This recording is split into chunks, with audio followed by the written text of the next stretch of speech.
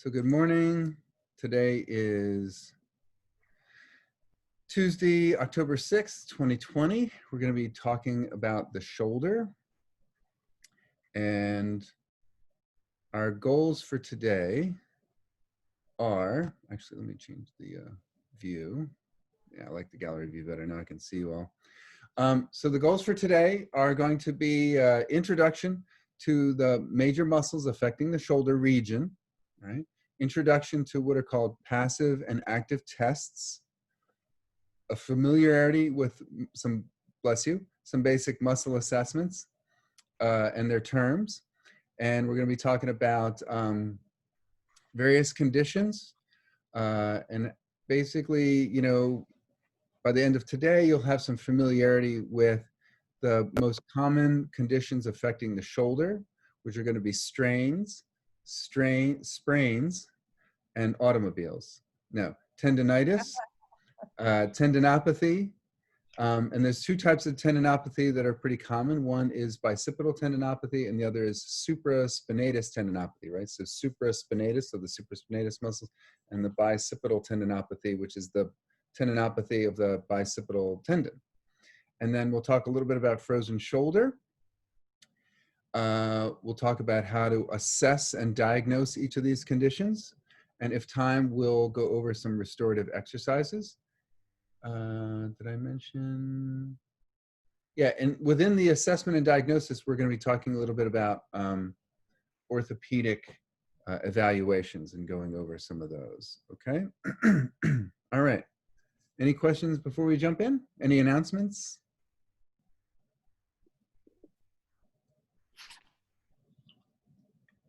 Okay, all right.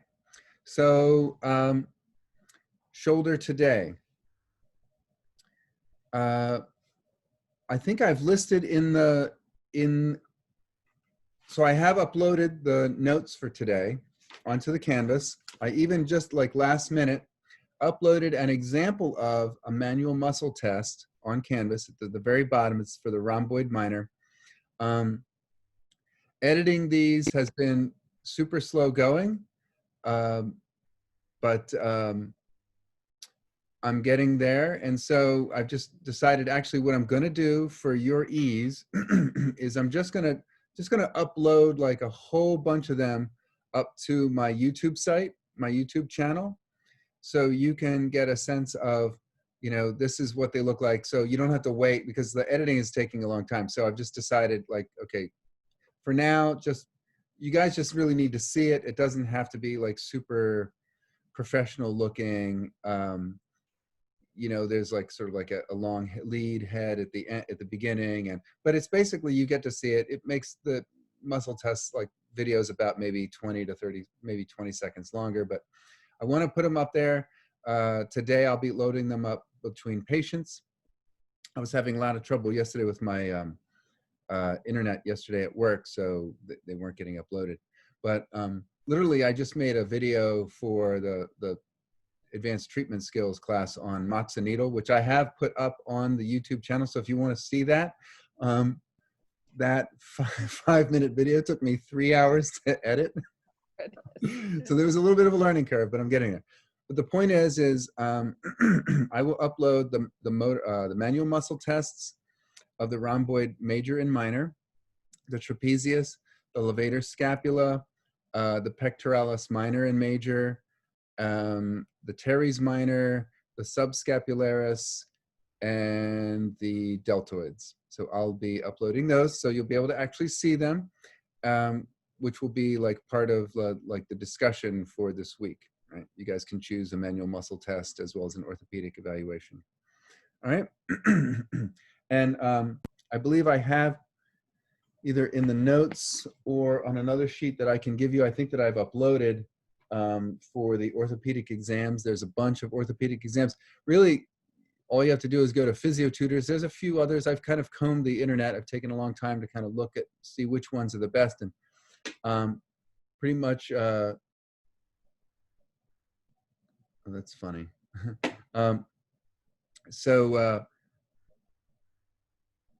Let's see. Yeah, so basically just go to like PhysioTutors. Physio Tutors is great. You just go to YouTube and then type in Physio, PhysioTutors, Physio Tutors, and they're awesome. They're awesome. So they offer like the best, I think, examples and explanations of orthopedic evaluations that I found on the internet. They're just fantastic. They even like have a little mini course. So, you know, once you graduate, if you haven't had enough schooling yet, you can take their online class. Okay. There is an enormous amount of material written about shoulder problems. The interesting thing is there's no such thing anatomically as the shoulder. It really just describes a region, okay? So what we're gonna be talking about are the bones, the joint spaces, the muscles, the tendons, the ligaments, the bursa. And so by far the most common things that you're gonna be dealing with in your clinic are basically how healthy the tendons and the ligaments are, how nourished by blood and chi the muscles are. You're going to be dealing with degeneration either from age or from overuse or from trauma, which is actual injury, all right? So I'm going to be looking at those. I've listed the bones and the muscles on page 1 and 2 of your notes. I've talked about the meridians, obviously, that go through there, that are the ones that I deal with the most. In about that order, actually maybe switching small intestine and triple heater, I deal with like small intestine, large intestine, triple heater the most. Lung, quite a bit when we're dealing with the biceps tendon. And then I don't really find working with the pericardium so much. Which is sort of like a little like higher. So like the lung comes like along here, then the pericardium comes across there, right? Then we've got like the large intestine, then the triple heater, then the small intestine, and then the heart underneath. The heart I really only deal with when we're talking about the subscapularis, and we'll get to that. So always examine, anytime somebody comes in with shoulder pain, always make sure you examine their neck. So, you know, you have them do all of these exercises, right? You want to do any like orthopedic evaluations for the neck. Anytime there's radiculopathy, that is, people feel like a radiating sensation down into the shoulder, or a radiating sensation coming from the shoulder down into the arm or into the hand or the elbow or in the upper arm. Always, always, always check the neck. Chances are there could be what's called radiculopathy, which is radiating pain from the radix root of that nerve emerging from the spine that's innervating the neck and the shoulder and the rest of the upper extremity. So anytime somebody comes in with a shoulder injury or issue, always check the neck. And then, so there's radiculopathy, which is the radiating pain. That's radiculopathy, radiating pain. And 99 out of 100 times, excuse me, that is coming from some kind of problem with the cervical vertebrae affecting the nerve root, right? That branch of the nerve emerging from the central nervous system, the spinal cord, right? That's either pinched or aggravated in some way. Maybe there's a subluxation, which is a chiropractic term, which means the vertebrae are out of alignment. So there's radiculopathy, radiating pain, and then there's paresthesia. This isn't in your notes, so you write this down. Paresthesia. It's like anesthesia with para in front of it. So paresthesia is a numbness or tingling sensation without pain. So paresthesia is numbness or tingling without pain. Let me type it into the chat box. I don't have the chat box up.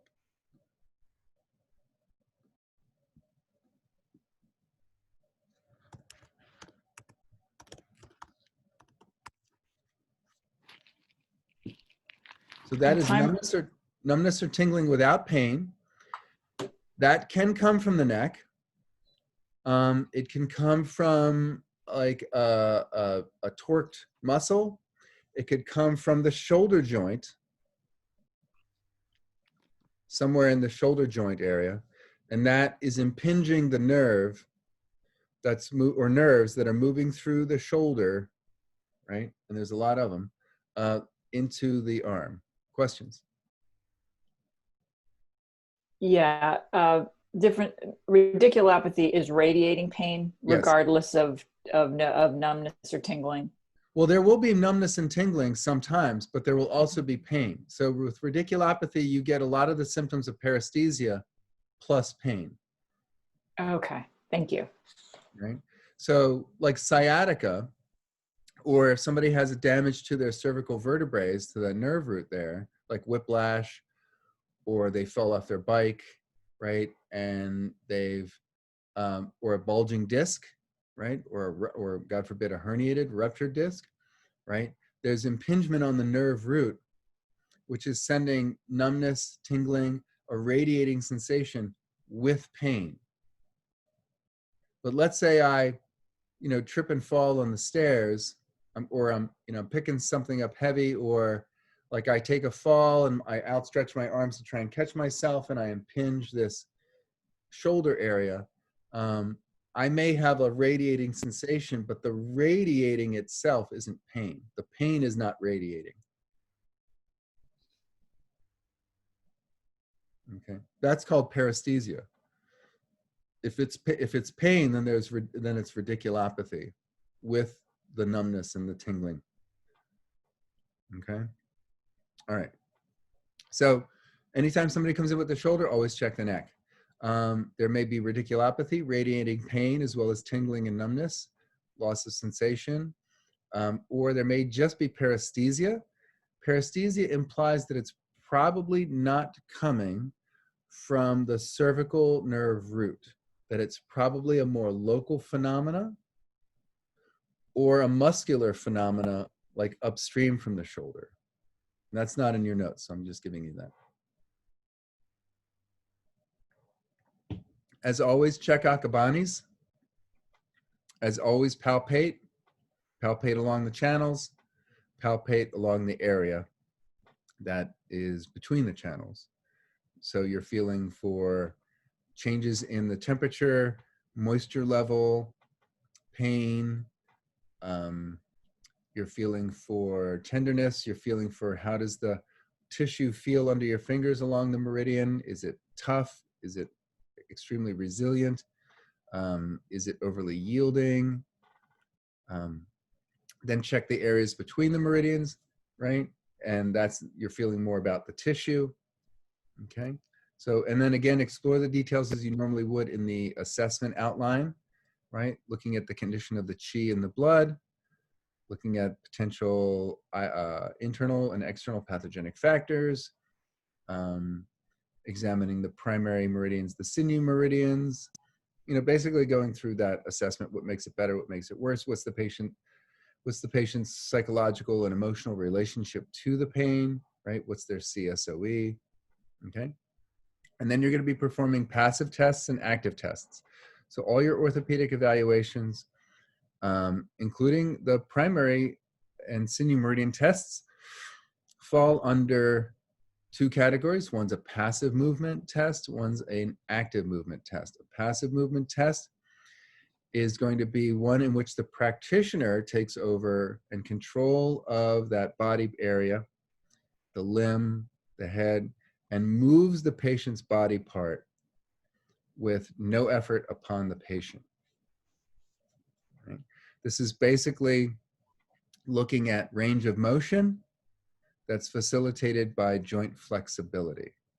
Right? So we're looking at flexibility, we're looking at the joint structure, right? Is the tissue and joint intact, right? If there's decreased range of motion, that usually indicates there may be a trigger point in the agonist muscle, in the antagonist muscle, the antagonist muscle. So yin yang, right? That's the muscle that's opposite the side of the passive movement, right? That's not so important because you're going to be doing so much palpation. You're going to probably locate a trigger point anyway. But just know that anytime there's decreased range of motion, there's probably some kind of impingement in the circulation of qi and blood into the joint, which then is going to kind of, to some degree, starve the muscle and lead to trigger points, right? A lot of people get this in their hamstrings. A lot of people get this in their traps and levator scapulae. Okay, so passive movement test, you're moving the patient's not moving their body part, and you're testing for the flexibility in the joint and the range of motion, which gives you a sense of how good is the structure. All right, then we're going to be dealing with active tests, or sometimes called resisted contraction tests. So there's passive tests. Resisted contraction test is also called an active test, which by implication means that the patient is moving the body part. These tests are looking at the strength and stability of the joint. Okay, so generally it's going to be the patient resisting a particular movement by the practitioner. That's the resisted contraction part. An active part might be like the sinew meridian test. Like I'm having the patient test the lung sinew channel, right? I'm having them test the small intestine channel, right? Bearing weight, large intestine channel, right? These are all active tests. So resisted contraction test, this is like, you know, I'm going this way, they're resisting, right? This tells you about the strength of the muscle and the stability of the muscle in the joint. That also indicates trigger points. That's why I was like, don't worry about the trigger points. Basically, if they're in pain, there's a trigger point somewhere. So that's sort of a no-brainer. I did mention that Legge on page 101 to 102 has a number of tests listed that I think are really nice, right? That's this book here, Close to the Bone. And on page 100 and 101, they've got like a lot of muscle joint tests.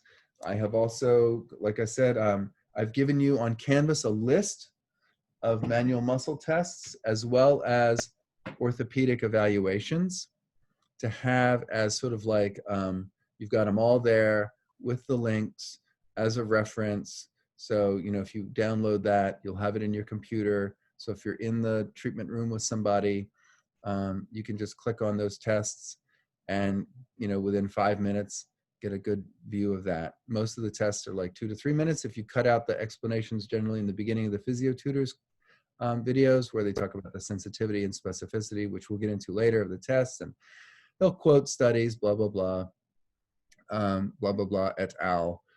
Says that this test has an 85% specificity and a 50% sensitivity, right? So, you know, really the tests are just a couple of minutes.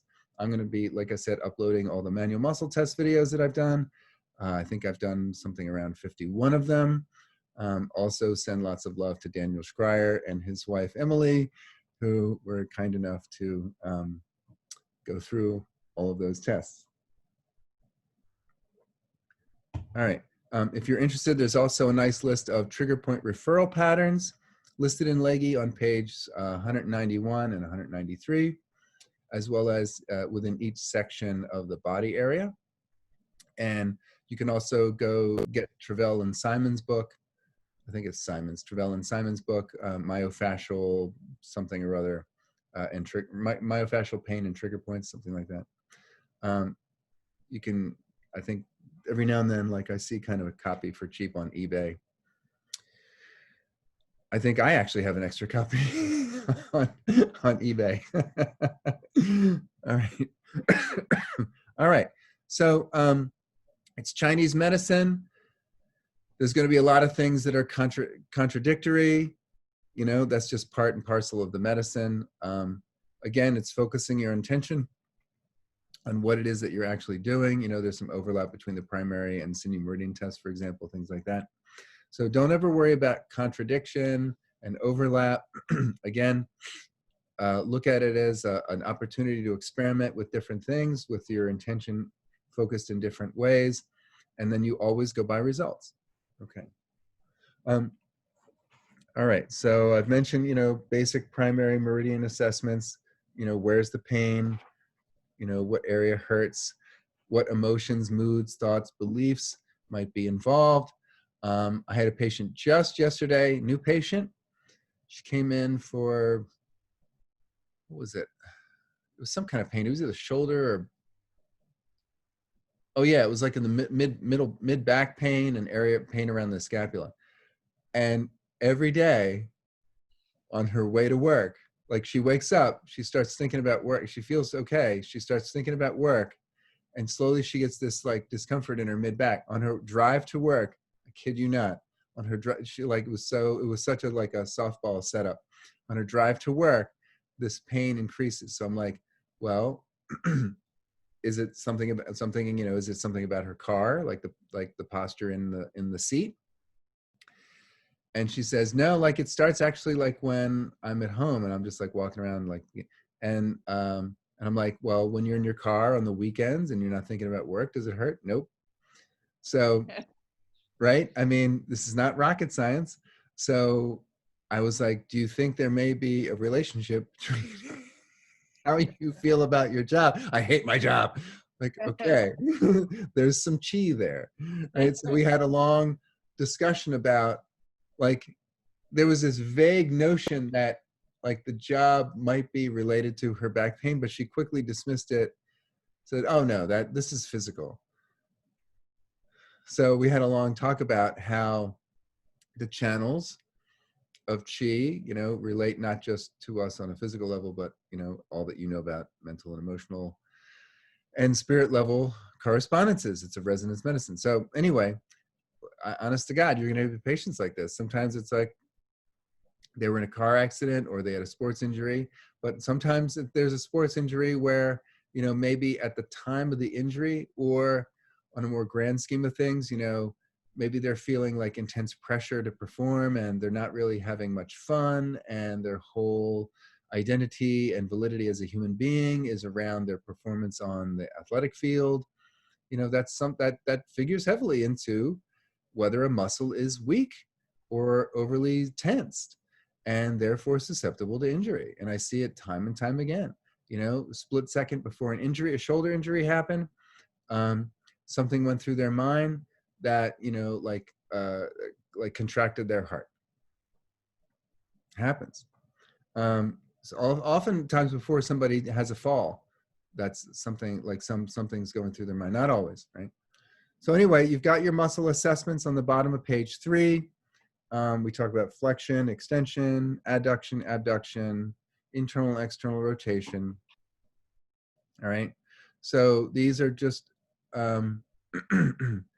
basically I'm isolating some muscles that are going to be activated in certain movements, just so you can kind of connect the dots. So when you're doing your primary and sinew meridian tests, you can look at this and sort of say, oh yeah, these might be the muscles involved.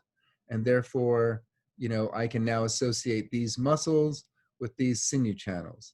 I can associate these muscles with these primary meridians.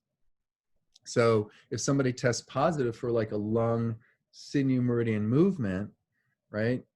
And that's like, adduction, or bringing down the arm to one side, or extension, right? Extension, swinging the arms downwards and back, or extending it out, that there's certain muscles involved. So then you can maybe palpate the motor point for that muscle, right? And that might be a point that you'd add in the treatment. Does this make sense? Do you follow what I'm saying?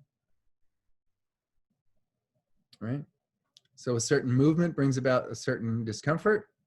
You look up and say, oh, these muscles might be involved in that movement. I'll palpate the motor points and see if they're tender or shear, or maybe there's a trigger point, right? Pain radiates out. And then you can include that in your treatment. All right. Okay. I discussed trigger points again, just to give you that as a reference. Ashi points, another way of treating. Some extra points I've listed that in the treatment of the shoulder. There's an extra point in Deadman. Deadman in upper extremity, UE is for upper extremity 48. In Deadman, it's Jian Quan. feel like I yawn when I'm hungry. Jian Qian. I learned it by another name called Jian Nei Ling. It's halfway between the top of the axilla. It's halfway between the top of the anterior axilla and large intestine 15. So halfway between those two is what I learned as Jian Nei Ling. In Deadman, it's Jian Qian. I'm sure I'm not pronouncing it correctly. This is a point that I do quite often.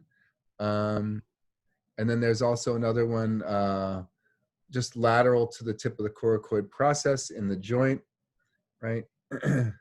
Right up here, like so, like just sort of lateral to that. Okay, you can look it up. It's upper extremity number 42 in Deadman. All right. So there's also an alternate location of Jian Nei Ling, which I don't use, but you can try that out because again, you know, what works for me may not work for you, and what doesn't work for me may work great for you. So very briefly, like when Lonnie Jarrett came out with his Clinical Practice of Chinese Medicine, his red book, and he's got all these like, you know, point combinations and treatments for this and that and the other thing. And I think I did all of them but one. And every time, like, they either didn't work for my patient or made them worse. Like, I've done so many calming the mind treatments on patients, and I come back in and I'm just like, how you doing? They're like, I'm fine. I'm like, how you doing? Oh, I'm pretty good. They're clear. They're like so uncalm. I've tried various needle actions. I've experimented with tonifying instead of sedating, sedating instead of tonifying, leaving them in, not retaining them. It's crazy. And they're every single time the calming the mind treatment just like makes my patients like all agitated. It's like, I've just had to stop. I even like called him up one day. I was like, he's like, yeah, it just doesn't work good. I was like, but you're the man. He's like, yeah, but I'm not your patient's man. You're their man. So like, you have to do your treatments. Tom, do you have a theory beyond Lonnie saying it doesn't work for everybody? Do you have a sense? Do you think it's because they're in physical pain that it's not helping them? I don't think so. I think it's really about the relationship that you have between your chi and the patient's chi that guides you to certain insights to either experiment or, you know, like apply these different theories in different ways that may not be replicatable. It may not just resonate, you know, with other practitioners. Some things I think are replicatable, like everything I have in this, like I want you to take with like a huge grain of salt. Like I love the sinews. Oh my God, they like transform my practice. Balance method, transform my practice. Master dunk points, miraculous, like sent from God. You may do it and go, meh. You know, like Matt Callison, I took his 238-hour course, sports medicine acupuncture certification course.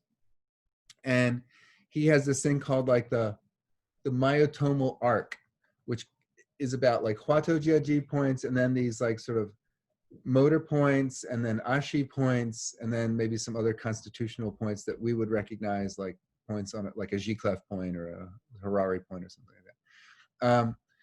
And, you know, like he calls it the Huatou arc, right? This arc of transmission from the central nervous system to wherever on the extremity is that we're working with, maybe the wrist or the elbow or the shoulder. And he gets amazing results from that. I get modest results from that, right? Sometimes I get really good results and sometimes I don't. So so I still use it occasionally because it's kind of hit or miss for me, right?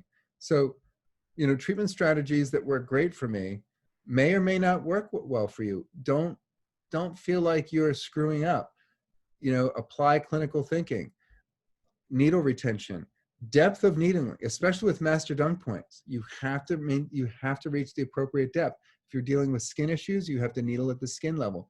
If you're dealing with muscle issues, you have to explore the muscle level. If you're dealing with tendon and ligament issues, you have to needle way down into the depth of the tendon and the ligaments.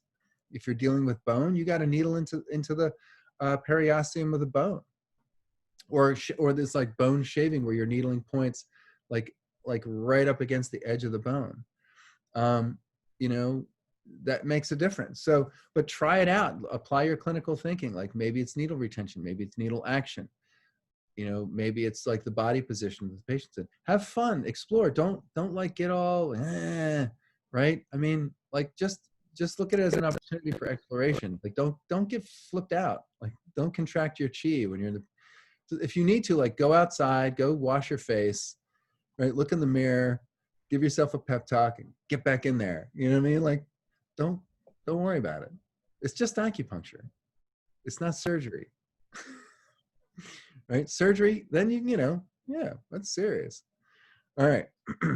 All right. Let's take a short break till 1/4 and then we'll come back and we'll jump in with strains and sprains. So let's continue our discussion of strains and sprains.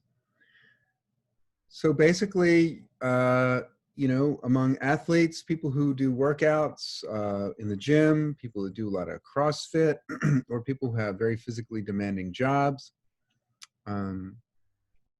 people who have very physical hobbies, right? Maybe, even some artists, right, work with very heavy, large materials. One of my patients was a pretty famous sculptor that works with wood. He's since retired, but he was constantly, injuring himself, working with like very large pieces of wood and wrapping them with metal and then using chainsaws and stuff like that. So or also people who just simply like sleep in weird positions. I have a number of, I don't know why, it's like they're all female patients, but they all catch themselves sleeping in the middle of the night. They're curled up on their side with their hands like this, like at their chest. And they're constantly like, and they all come in with like carpal tunnel. It's the weirdest thing. I often catch myself like in the middle of the night, like I woke it up and I've got like my arm like way back. Maybe it's liver chi stagnation. I don't know. But I'm trying to open the diaphragm. But people like come in like, well, I woke up kind of like this, or a lot of people also have kids, and then the kids, they're little kids, they they magically end up in your bed in the middle of the night, and then you subconsciously move to like accommodate them, and then you wake up and you're in like some crazy position with your like head hanging off the end of the bed. So there's all kinds of stuff like that. So basically there's a difference between a strain and a sprain, and that's basically one of a degree of damage and the tissue. So a strain is really an overstretching of the tendons or the muscles. More often than not, if it's minor, it's more muscular. If it's more significant, then the tendons are involved. A sprain will certainly affect the muscles, but that's primarily a damage to the ligament. The force applied to that joint or that area of the body has now become so severe, so significant, that we've bypassed the muscle level, we've bypassed the tendon level, and now right, and the tendons hold the muscles to the bones. Now that force has been so great that it affects the depth of the ligament, which holds bones to bones, right? So in this case, generally the shoulder, the ligaments around the shoulder basically hold the ball into the socket, which is the humerus, into the labrum, and around the acromion, around the scapula, right, around the shoulder labrum. Okay, so strains can, both can be chronic and both can be acute. Generally, you want to think about sort of like two basic processes for really any orthopedic issue. One is well, three, I would say, sort of three. One is like some kind of significant brief impact trauma, right? And that impact trauma could be like a hyper extension, but that's generally coming from an outside force, whether it's that force is the ground or another athlete making contact with you, or right, some object making contact with you, right? So there's that trauma, which create some kind of impact and damage. And then, so that's acute. Then there's the subacute, which is there's a little bit of degeneration process going on. And then somebody like, like we're older, you see a lot of people at Costco or BJ's, and they're like picking up these like huge cases of water bottles, or one large thing, right? And they're picking up out of their trunk, and that or putting it in their trunk, and they're lifting and twisting, and they're older, and they haven't been working out much, they don't have a physical life, and then all of a sudden, oh yeah, right? You throw out your back, or your back muscles go into spasm, or you tried to lift something heavy, or all of a sudden you're gardening and you're picking up that thing of like peat moss or soil, and right, you strain something. You may even sprain something, right? Because you just the muscles are not strong enough to resist that burden, right? So there's subacute, where it's not like so major a thing, but there's a little bit of degeneration process going on, which leads one susceptible to it. And that degeneration may be exacerbated by external pathogenic factors and internal pathogenic factors. So you've got like sudden acute trauma, then you've got like subacute, which is, it's still some aspect of trauma. That means you've injured it by doing a certain movement or motion, which can also be repetitive stress, right? Like people that work at the Giant, all day long, this guy is like unloading things from trucks, mostly heavy milk crates, right? He's a pretty buff dude, but the fact that like he's getting older and he's doing this like 7 hours a day with some breaks, means that there's this degeneration process, and then all of a sudden, like one crate too many, right? I throw out my back, I pull my, I strain or sprain like a muscle or tendon or a ligament in my shoulder, right? So there's an underlying issue going there that leads to the degeneration. One is age, right? Loss of yin, right? Loss of nourishment of blood, loss of qi, and then as well as compounded by possibly external pathogenic factors. Maybe somebody's working outdoors, they're exposed, maybe somebody's working inside like a meat locker or something like that, or refrigerated area. And then there's also internal pathogenic factors, like him going on and on and on about how he just like wants to kill his boss. Not seriously, he's not going to actually kill his boss, but like he hates his job. And so that's an internal pathogenic factor that impairs the flow of blood and qi, right? And so that's going to accelerate any kind of degeneration. And then there's just like, I haven't really did anything. Like I was just kind of like going up the stairs, and I was just like bending over to put something in the dishwasher, and right. But they're 70 years old, and that happens, right? So this is like some kind of chronic strain, okay? Or just, frankly, I don't know. Like I'm just starting to discover it, and I work out quite a bit, but like the process of waking up and getting out of bed is like a whole new adventure, like it's like, wow, what hurts today? So, there's just like the degeneration that occurs, right? Time. Yeah. Quick question. If we run across a patient who's relatively young, 20s, 30s, and has some of these, what seem like, I bent over to pick up a magazine and I threw my back out. Do we assume that there's some degeneration, maybe yes, absolutely, they inherited happening? Or so it could be congenital.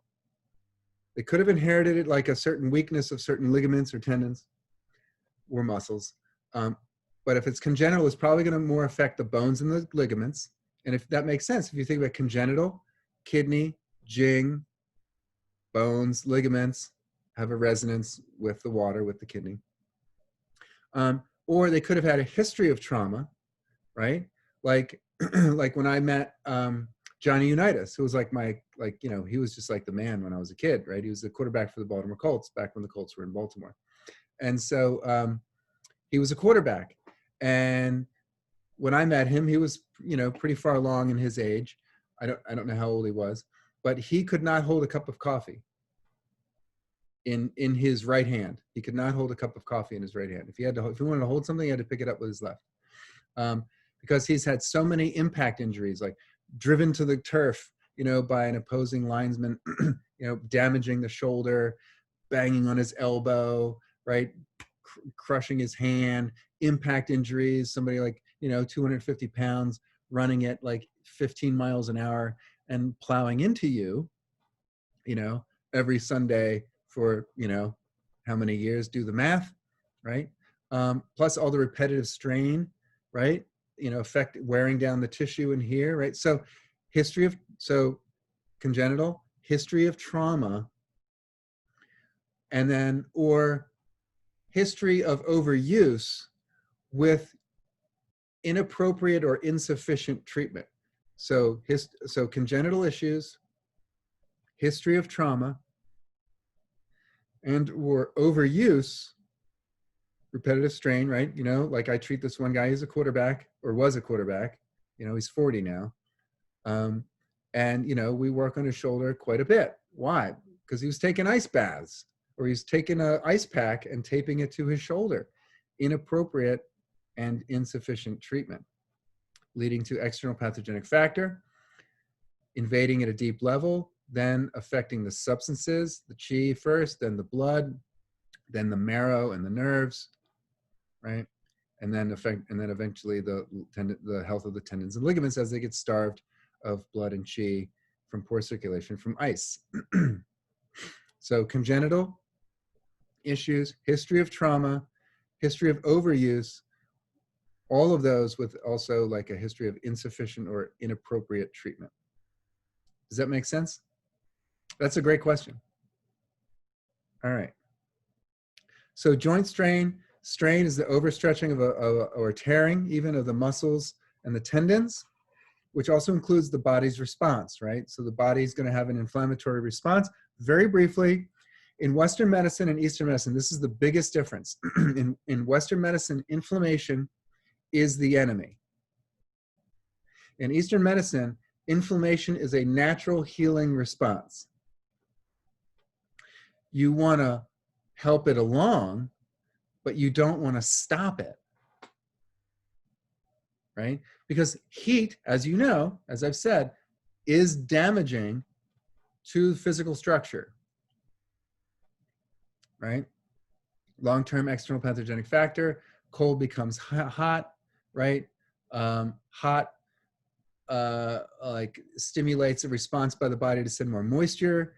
There's no elimination of the heat, that then it becomes damp, like sticky damp that's like kind of cooked, that gets lodged in the joints, right? And that heat over time can damage the joints, even disfigure someone's joints, create bone spurs, right? Because a bone is cold. Bone is calcium. Calcium is cold, right? That's why calcium is in a lot of like heartburn medicine, right? Because it's cold, right? It's and it's predominantly metabolized by the kidneys as well as the liver, right? So the body sends calcium to build up this area because there's so much heat in the joint. Then you get a bone spur,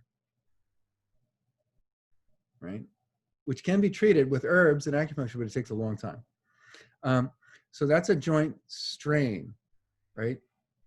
Affecting overuse or damage affecting the muscle and the tendon.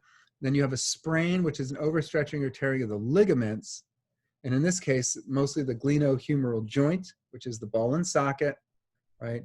And affecting the ligaments that hold the arm in place and the scapula in place to create stability, right? And if you think about the water, like kidney roots the chi, right?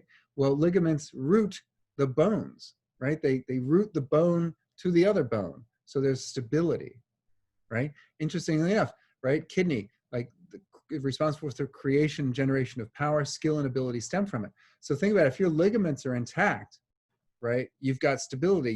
You can then use your body in a powerful way, right? Because like if you've damaged your ligament, I'm not going to have a lot of strength in my arm.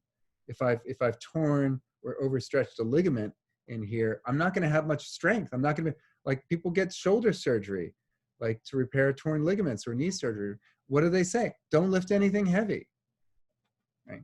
So creation of power, skill and ability stem from it. That's my ability to use my limb in the world in a powerful way to create change, right? Which is water moving into wood. So very briefly, shoulders oftentimes on a psychological level, spirit level, have a lot to do with our shoulds and our shouldn'ts. It has a lot to do with how we should bear our burdens in life, how we should bear our responsibilities in life, or things that we shouldn't do, but that we're doing, or things that we should do that we're not doing, or things that we're doing but we should do better or more, right? That's when you're really wearing down the ligaments, like deep-rooted beliefs, right? That have a lot to do with how we bear our burdens and responsibilities in life, right? So I see that a lot in the shoulds and shouldn'ts. People are shoulding all over themselves. All right, here's my water. I'm straining my arm to reach my water. Okay, I've given you a little side-by-side comparison of common symptoms of strains and sprains. There's pretty much the same except for dealing with muscle spasms in strains versus bruising in sprains. Anybody ever sprain something? Right? How'd it look? Do you remember how it looked? Swollen. Yeah, definitely Red. swollen. Yeah. Did it bruise? Eventually, yeah. I've sprained ankles multiple times. Yeah. Mm-hmm. Yeah. Were you in like an ice skater or a runner or? Yeah, I did it mostly playing soccer. Oh, soccer. Yeah. Yeah. Ouch. They're never the Did same. it multiple times. They're never the same after that, right? Right. I did it to both. And yeah, there's always a sense of weak. Even today, like I'll step off a curb and I'll feel it almost go. Yep. And I'm like, oh, barely missed that one. That was good. Well, it's good that you've got good proprioception, because most people, this is where they live. They have no proprioception, right? I mean, like I ask people to stand, okay, close your eyes, they're standing up, okay, close your eyes, okay, now bring your feet together. They bring their feet together, and they bring their feet together like this. Okay, now move your feet a hips width apart, and they're like that. They're like, okay, look down. They're like, oh my God. I'm like, yeah, that's where your unconscious body is having you hold your posture. And you wonder why you have hip pain. You know what I mean? So athletes have very good proprioception, but athletes push themselves beyond their limits, which is what it means to be an athlete, which again, just very briefly, you have to get outside of the mindset of a rational human being when you're treating athletes, because it's competitive athletes by their very nature are acting irrationally. I'm not saying that that's bad. I'm just saying you have to they're not just gonna sit there and rest it for 2 weeks. Like, it's not just because they're stupid or stubborn. It's because that's how they're built. And you have to learn to meet that psychologically. Okay, so strains, the general assessments are going to be looking for a history of trauma, a history of extreme activity or overuse, followed by pain. I use it, I ache. I use it, I hurt. Okay, I use it, it gets weak, it swells up a lot or a little, and it feels better when I rest it. Okay, right? What's that sound like, right? That sounds like a deficiency, right? Better at rest. Okay, I've listed all those there. The general treatment strategies are going to be clearing heat. Generally, to any injury, strain, sprain, there's going to be some level of internal heat. You want to think about points that clear that. You may palpably feel it with your hand. The patient may palpably feel it like with their own proprioception, but they may not, and you may not. But just assume anytime there's swelling, if you're not dealing with edema that's like spleen Qi deficiency or kidney Qi deficiency or like lung Qi deficiency, which that edematous tissue is pretty obvious. It's not like localized, it's over an area, right? Like, the edema I'm talking about, the swelling I'm talking about is like right around the joint, Okay, I'm not talking about like the whole arm is like blown up or the whole leg is blown up. That's different. Right? So we're going to be thinking about points that clear heat because of the swelling there, of the extra fluids and blood. We're going to move qi and blood stagnation through the meridians and the tissues. We're going to relieve pain. And you do that by your channel level treatment strategies, whether it's channel balancing a la Dr. Tan, right? Like shoulder equals hip, right? If you think about the shoulders like ball and socket, your hips, ball and socket, right? Held together by ligaments, cushioned by bursa, okay? You know, like one major muscle in the front, a major muscle with two major parts in the back. Similarly, you've got like, you know, the thigh, like this one big muscle of the rec fem, and then you've got two aspects of the hamstrings, right? So very similarly, so channel balancing, channel treatment strategies, shoe point combinations, these are going to be your relieving pain. Sinew treatment strategies, relieving pain, right? Dispelling the evil qi, Shui qi is evil qi. That's either from an external pathogenic factor or even an internal pathogenic factor, as well as, so that's expel the evil, and then you support the normal, which is rectifying the zhong qi. So this would be like source points, Ji clef points, low points, command points, okay? Points that help the qi move through the meridian, exit entry points, points above and below, points that deal with your primary pattern of disharmony, right? Maybe there's an underlying liver blood deficiency, right? That's rectifying the zhong qi, the upright correct qi. And then of course, dealing with, you know, spirit level points, mind level points, right? Which includes like IDs, right? And then you're gonna nourish blood systemically and liver blood specifically, which I think is obvious, right? I don't have to explain that, right? You know the correspondence between the muscles and liver blood, right? All right, so your general treatments are gonna be, you know, for very acute, there's different poultices. San Huang Sun, 3 yellow powder. Although these days, like you only get like 2 yellows in your 3 yellow powder. So that's why Daniel Scryer and I make a really good San Huang Sun. We've called it Dragon Ice. It's really cool. It's amazing. It's better than ice. And so that's like a salve that you like would rub on that helps to cool inflammation, right? It's got a lot of cold and blood moving herbs. So San Huang Sun, there's some other things. You can use ice for like 5 to 10 minutes out of every hour, no more, right? Because we want to cool it. We don't want to freeze everything in place, right? Channel harmonizing, making sure that the qi and blood is circulating through the area. So channel harmonizing is the shu stream combinations, right? Qi clef points, local middle distal points, right? Getting the qi moving through that area. You can do some cupping around the area for a strain, maybe even on like the large muscles, like the biceps, the triceps, maybe even on the traps, maybe even like back here over the scapula, right? Maybe even over like the teres minor, which is behind, sort of like goes through small intestine 10, right? You can do some cupping, excuse me, right? Obviously some empirical points. And then you can use other topicals going forward, like other liniments that I've mentioned there.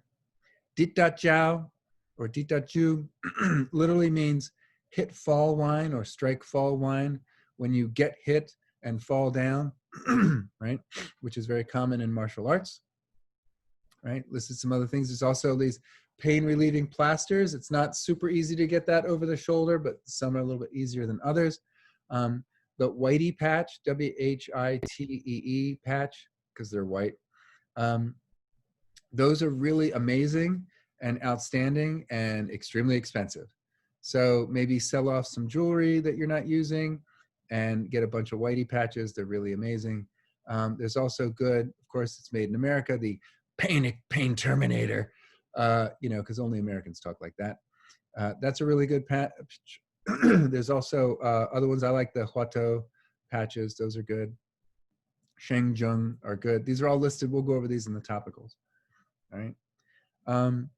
Also, of course, a little bit of gua sha over the muscles above and below the area of the strain can be helpful. If you can gua sha the area of the strain without too much pain, that's also nice, very gently for a short period of time.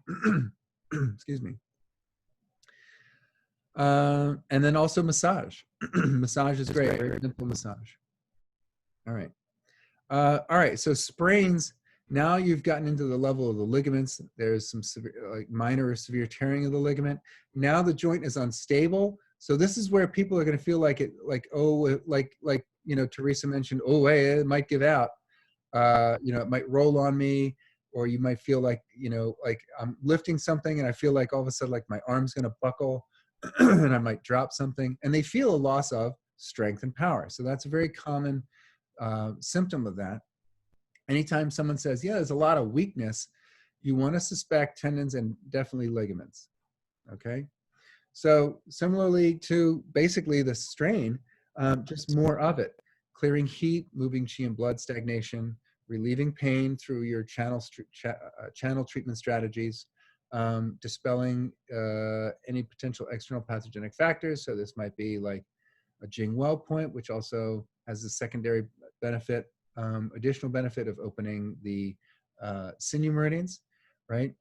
Maybe points in the local area that are really good for dispelling certain external pathogenic factors, right? You know, like for example, I mean, around the shoulder, you know, this is where we're susceptible to wind, right? Even on the front. So like stomach 12, small intestine 12, triple heater 15, gallbladder 21, you know, even up higher, these points up here, large intestine 15, triple heater 14, they're all good at dispelling wind cold and wind heat, right? All these are like good wind points.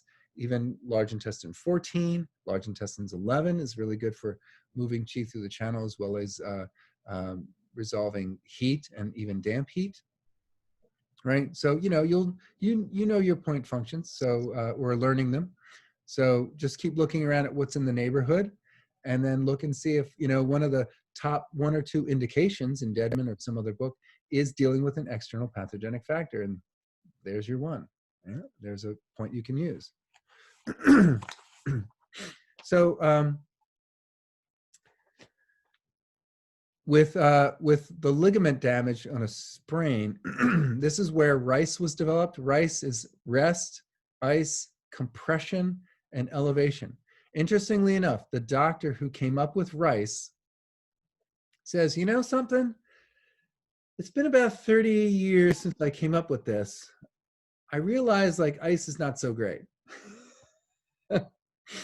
So they're catching up.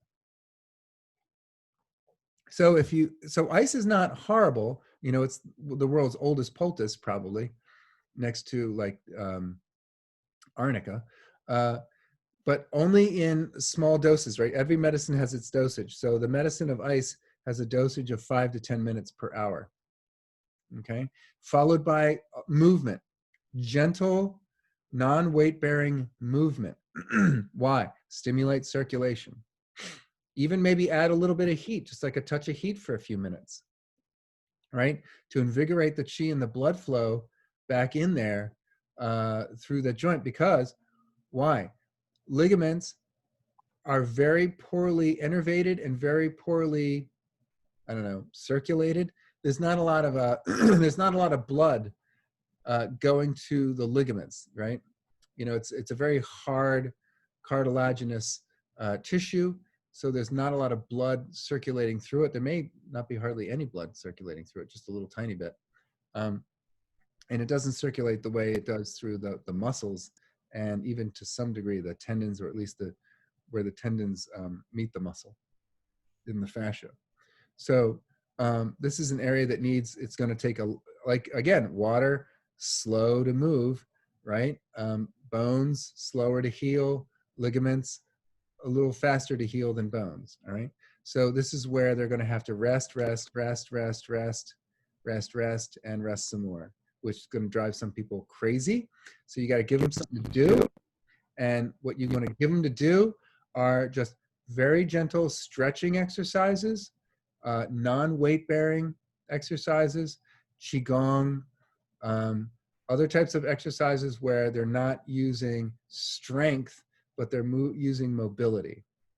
Okay. All right. So let's see.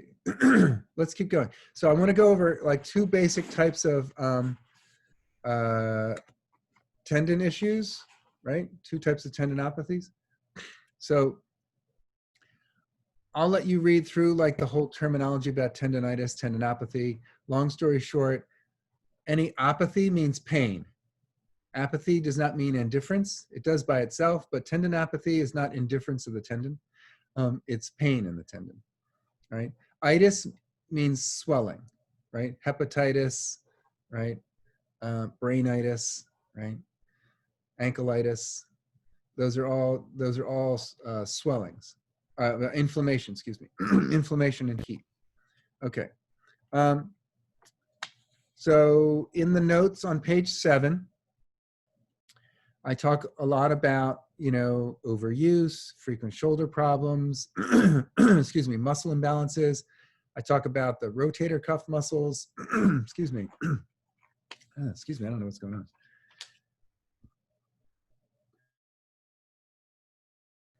Right, you can read through that.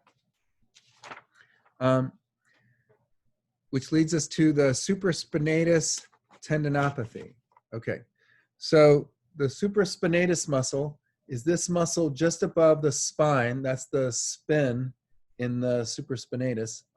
Supra means above, so it's above the spine of the scapula, and that's between the clavicle and the spine of the scapula. There's this nice muscle in there, right?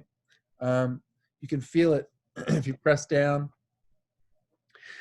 And then there's a tendon, which basically is used to anchor that muscle to the bones. Okay, so any type of issue where like any kind of like lifting, any kind of like fall, like that's outstretched, maybe lifting something over their head, right? Let me see something here. I'm gonna look real quick. Give me 1 second.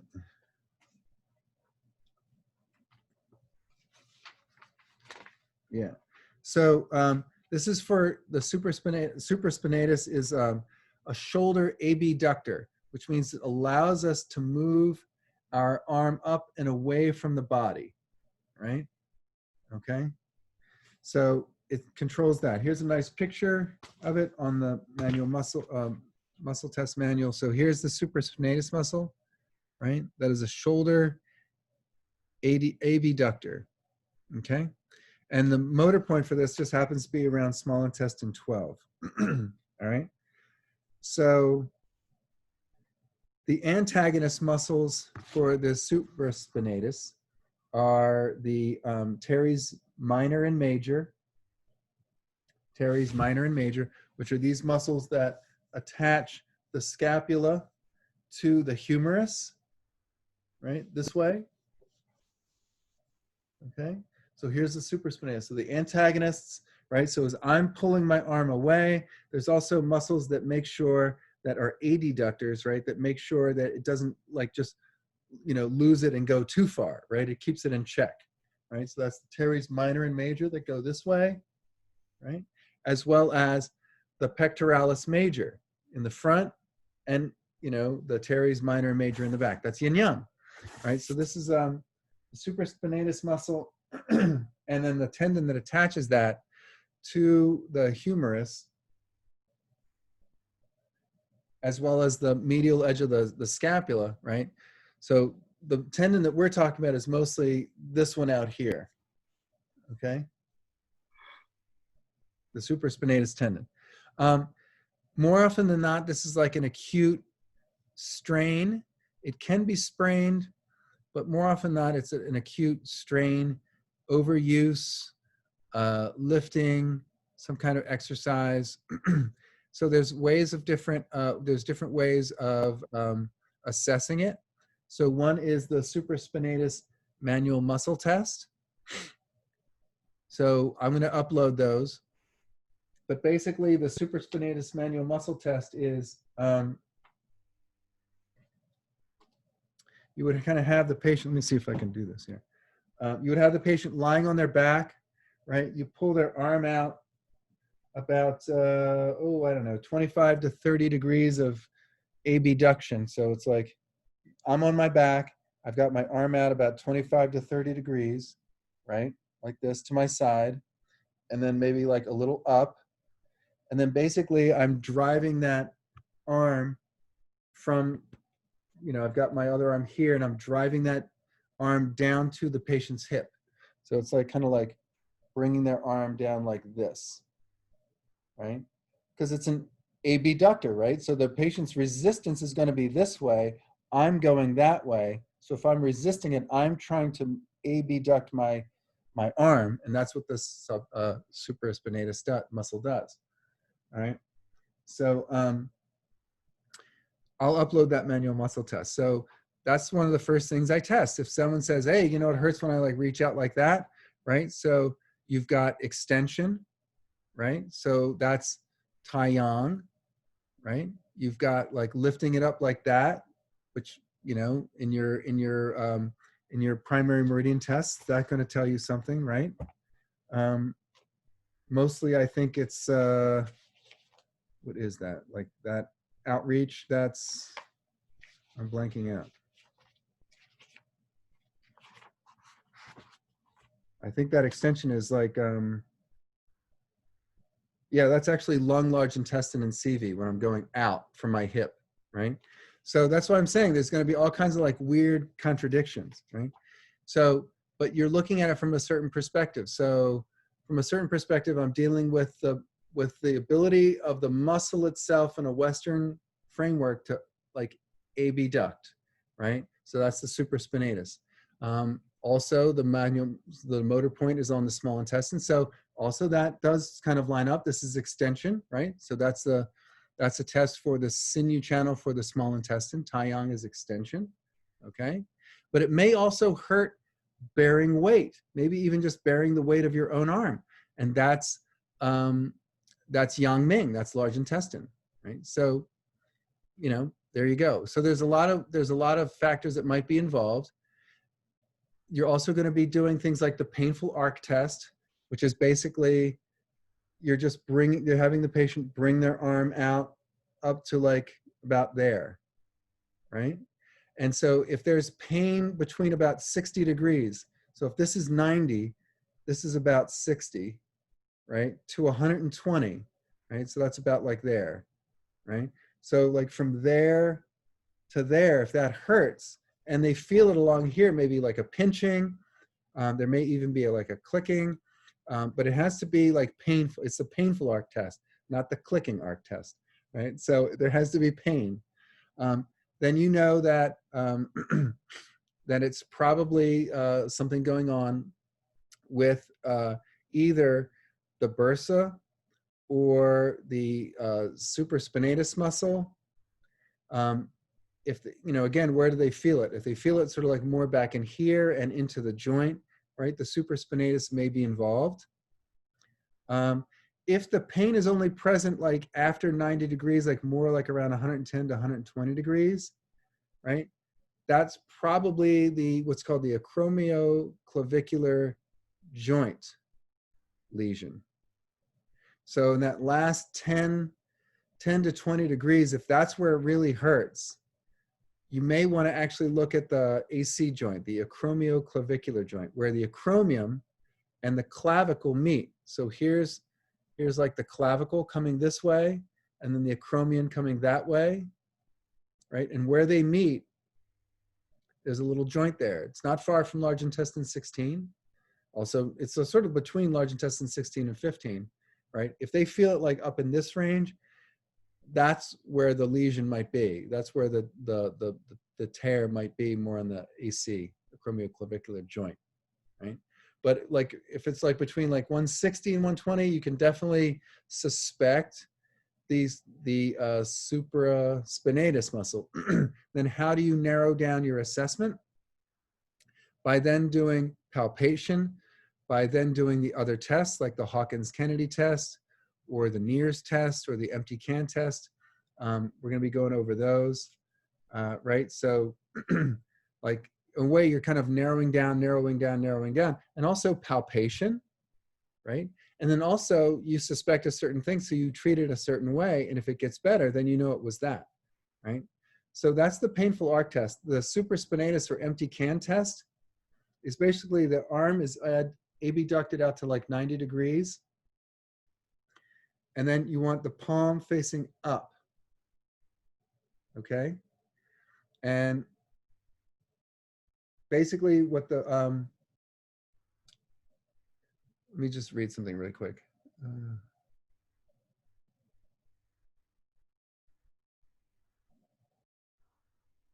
Okay, yeah. So basically, you know, the patient's arm is supinated and then you're pressing down, right? You can even have it out a little bit like angled to the side. And then at the wrist, you're gonna press down, right?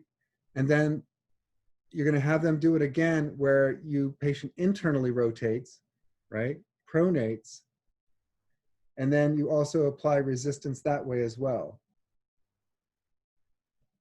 Okay? So generally what'll happen is there'll be pain sort of around the area of like this area here. Might be generally between like large intestine 15 and small intestine 14. Okay?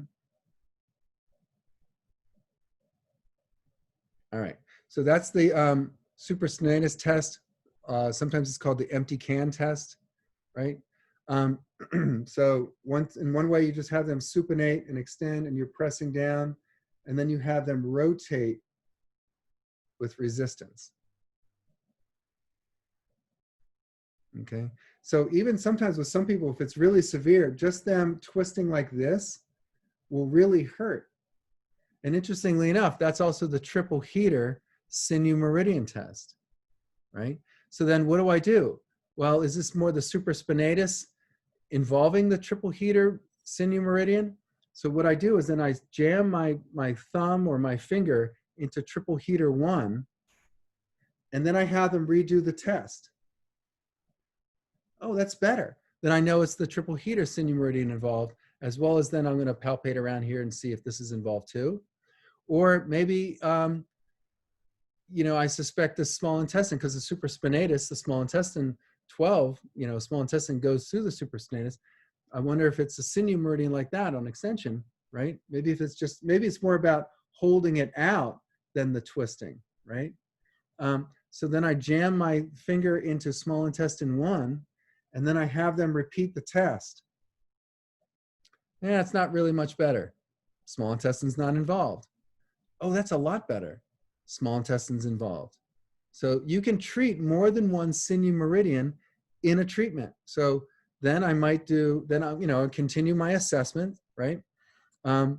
Where like I'm palpating, I'm doing the other movements, right? Because I want to get a more comprehensive view of what's happening. Now, again, if it's a first aid treatment, patient only has like a few minutes, then I just go right to the sinews.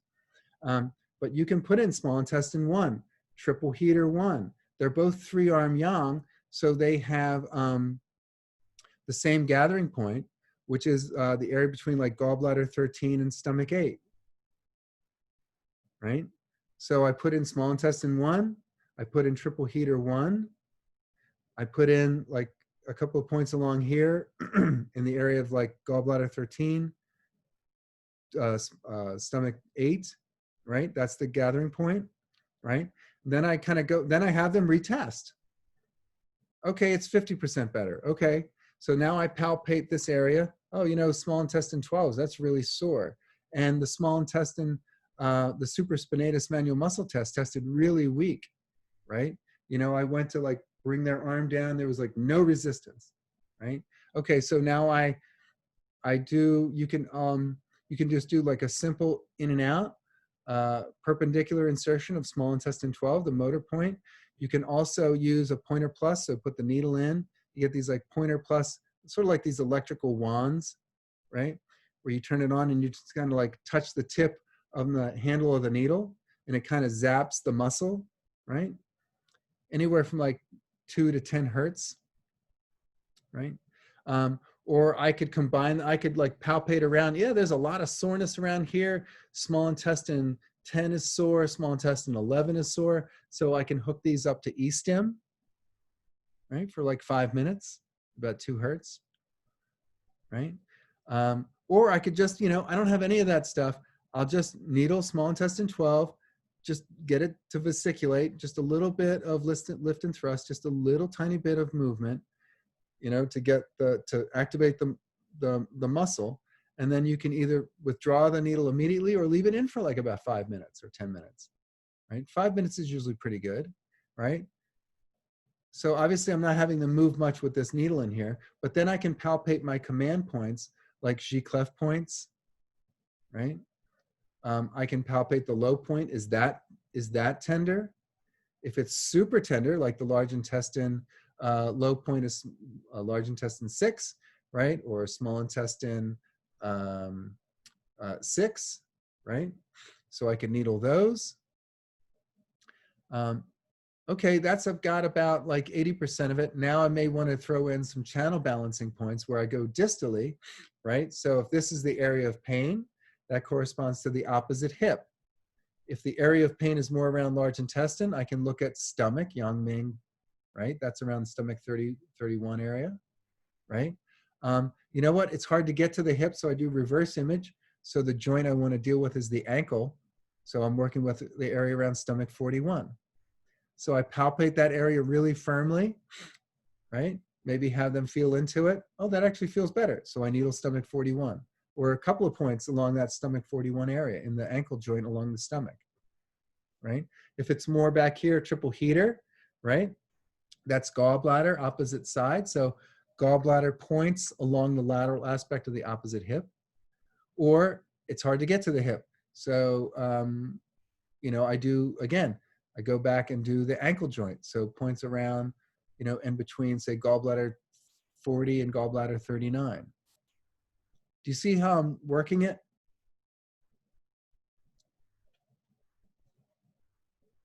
Is that too fast? A little bit too fast? Just right? Too slow?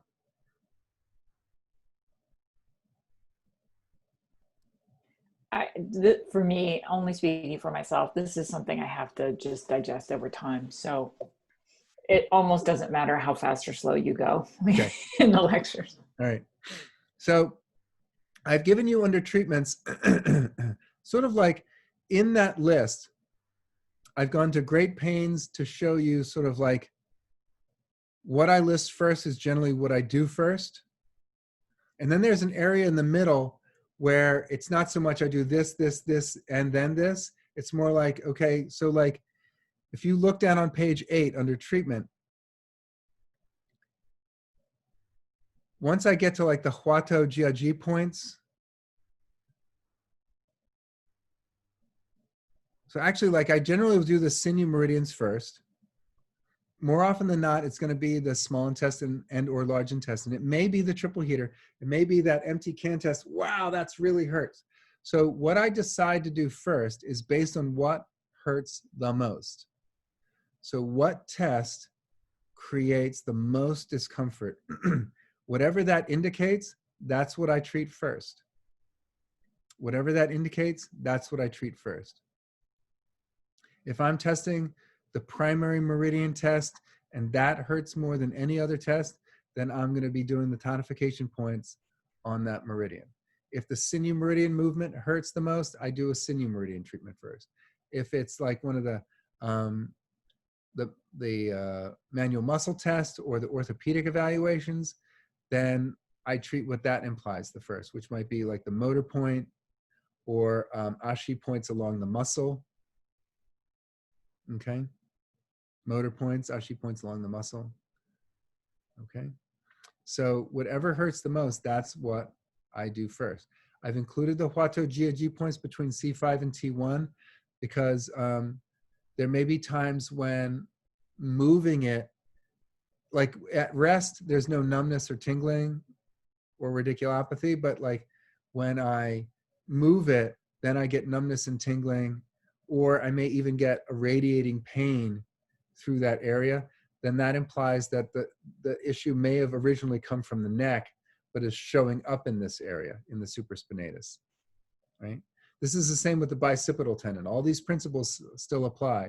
The only difference is the local area points are different, right? So all the stuff going on with the supraspinatus tendinopathy, it's pretty much the same with the bicipital tendinopathy, right? It's just the area that you're dealing with. So I generally start with the sinews because the sinew meridians kind of like deal with the fascia that wraps around the muscle. So if you relax that and dispel any external pathogenic factors that are damaging it, inhibiting the circulation of flow, creating contraction, cold, or pressure and expansion, heat, right? The sinew meridians are great for expelling pathogenic factors. So it relaxes almost like the muscle sheath, right? The chi that's surrounding the muscle, which gives the muscle the space to move and breathe and activate, right? What I often do when I'm dealing with supraspinatus tendinopathy is I'll try and, now if this is like intimidating, then don't do it, but you can practice threading from large intestine 16 obliquely to large intestine 15, going under the acromion. That sounds like really weird, but it's not really all that hard, but you can give it a shot. If you're bumping into like bone or something, then come more proximal and then insert your needle from there and then go, because your angle might be too shallow. Does that make sense? So come back like about a proximal, and I say like start about like a sun proximal to large intestine 16 and then angle it down under there. It's really nice. Get like a 3-inch needle. If you're, it's hard to control, try a 2-inch needle, especially the Huatos, which are copper handled and they're not coated. So they're much more stiff, right? And get like a 34 gauge or 32 gauge. If that's like too intimidating, that's fine. Just needle them perpendicularly and do E-stim, right? Or needle them perpendicularly. You don't have an E-stim machine. You got one hand on one needle, one hand on the other needle. Just do a little bit of stimulation, send your chi, transmit your, your healing intentions, and just stimulate it like that. That's fine, right? Then I almost always include the motor point, small intestine 12, because if there's damage to the tendon, there's probably going to be some kind of interruption of nerve conduction to the muscle itself. So I always include small intestine 12. Large intestine 11, same side, clears heat, helps to move chi through the channel, right? And then, if you're into trigger points, you can palpate around the area and feel if there's any, like you palpate here and it sends like a radiating sensation, there's your trigger point. Treat it like an Ashur point, right? Gentle needling at first, Hugu needling in different directions second, right? Like an Ashi point, right? To really open that up and to stimulate chi and blood flow to that area. Then after that, like the Huatos and the motor points and all the channel balancing, then it's like your choice.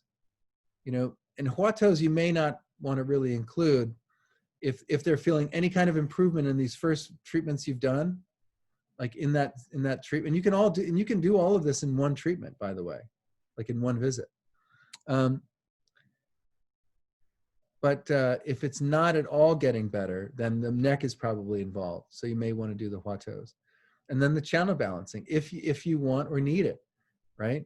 So like I said, stomach 31 on the opposite hip, bladder 53, 54, opposite hip, gallbladder, between 29 and 30 area, opposite hip, opposite ankle crease. So the area around gallbladder channel, stomach channel, right?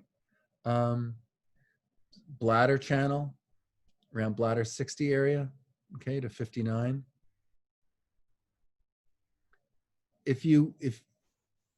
Or you may be palpating the shoestring points, right? As you don't have to do both channel balancing and shoestring points. So here's where you have choice among channel balancing points, shoestring points, the master dung points, Korean hand acupuncture, Koryo points, right? Auricular points. You don't have to do all of these. Again, when you're connecting to the patient, which one of these lights up for you? Or palpate. Okay, there's these master dung points. Let me palpate them. And when I'm doing master dung points, I'm only doing like a couple of them. right? I'm not doing like all of them, you know? Maybe I do this one Shen Guan that's like 1.5 sun distal to spleen 9. I palpate that and, oh, wow, they really feel that on the opposite side. Then I'll do that, right? So, you know, at most you're using maybe 6 to 8 needles. Okay. If it's chronic, you can do cupping over the area. People really like that. You can even do some gentle moving cupping with some very light suction, right? I have found it when there's like a lot of pain and a lot of stuckness and very limited range of motion, to me, that is almost always a sign to bleed. If there's a lot of blood stasis, sharp pains, extreme inhibition of range of motion, worse at night, right? Wow, that really hurts upon palpation. That blood stasis in that area, to me, bleeding is like the best. It's the best. It's the best. Don't be afraid of that. You know, there's like a sort of a, what is it called? Molecular viscosity of fluids. So like when you pour like a cup, like you've got like, if I've got like water in my glass and I pour really slowly, does it just stream out? No, it grips and comes down the glass, right? Anybody who's ever poured tea or anything from one cup to another knows, right? That's why there's those spouts on measuring cups. It's not just an edge, because it'll adhere to the side of the cup, right? So similarly, when you bleed and you let that little bit of blood out, that kind of pulls all the other molecules in the fluid along with it. It's like a train. And that bleeding, that first bits of blood that come out of the Jingwell point or the Luo vessel point or wherever, is like the locomotive that's pulling the rest of the liquid molecules, the fluid molecules behind it, like the train cars, right? So that's outstanding for blood stasis. I bleed every day. Lung 5 is a great point. Or now again, it's not like, okay, here's the exact spot of lung 5. Look around lung 5 to see if there's any kind of varicosities. If not, then just, I put a little tiny cup on lung 5, get a little bit of suction just to bring the blood up. I take it off, I put my cup back in the pump, I stretch it out, clean it off, bleed it, and then put the cup back on just to get a few drops of blood out. A few drops, maybe 10, 12 drops of blood. That's plenty. If they're super Qi deficient, you know, most of the time it's still okay, unless they're like really, really super Qi deficient. If they're just a little Qi deficient, that's okay. And so bleeding lung 5, bleeding this point that's about 2.5 to 3 sun distal to large intestine 15, right? It's almost like right in the center. It's called shoulder center. It's like right in the middle of the deltoid, right? So 2.5 to 3 sun, palpate around. Do both, right? Put a cup on there, get some blood up, right? Get it red. You know, take it off, put it back in the pump, clean it, bleed those 2 points, put a big cup back on there, get a little bit of blood out of there. It's amazing. It's amazing.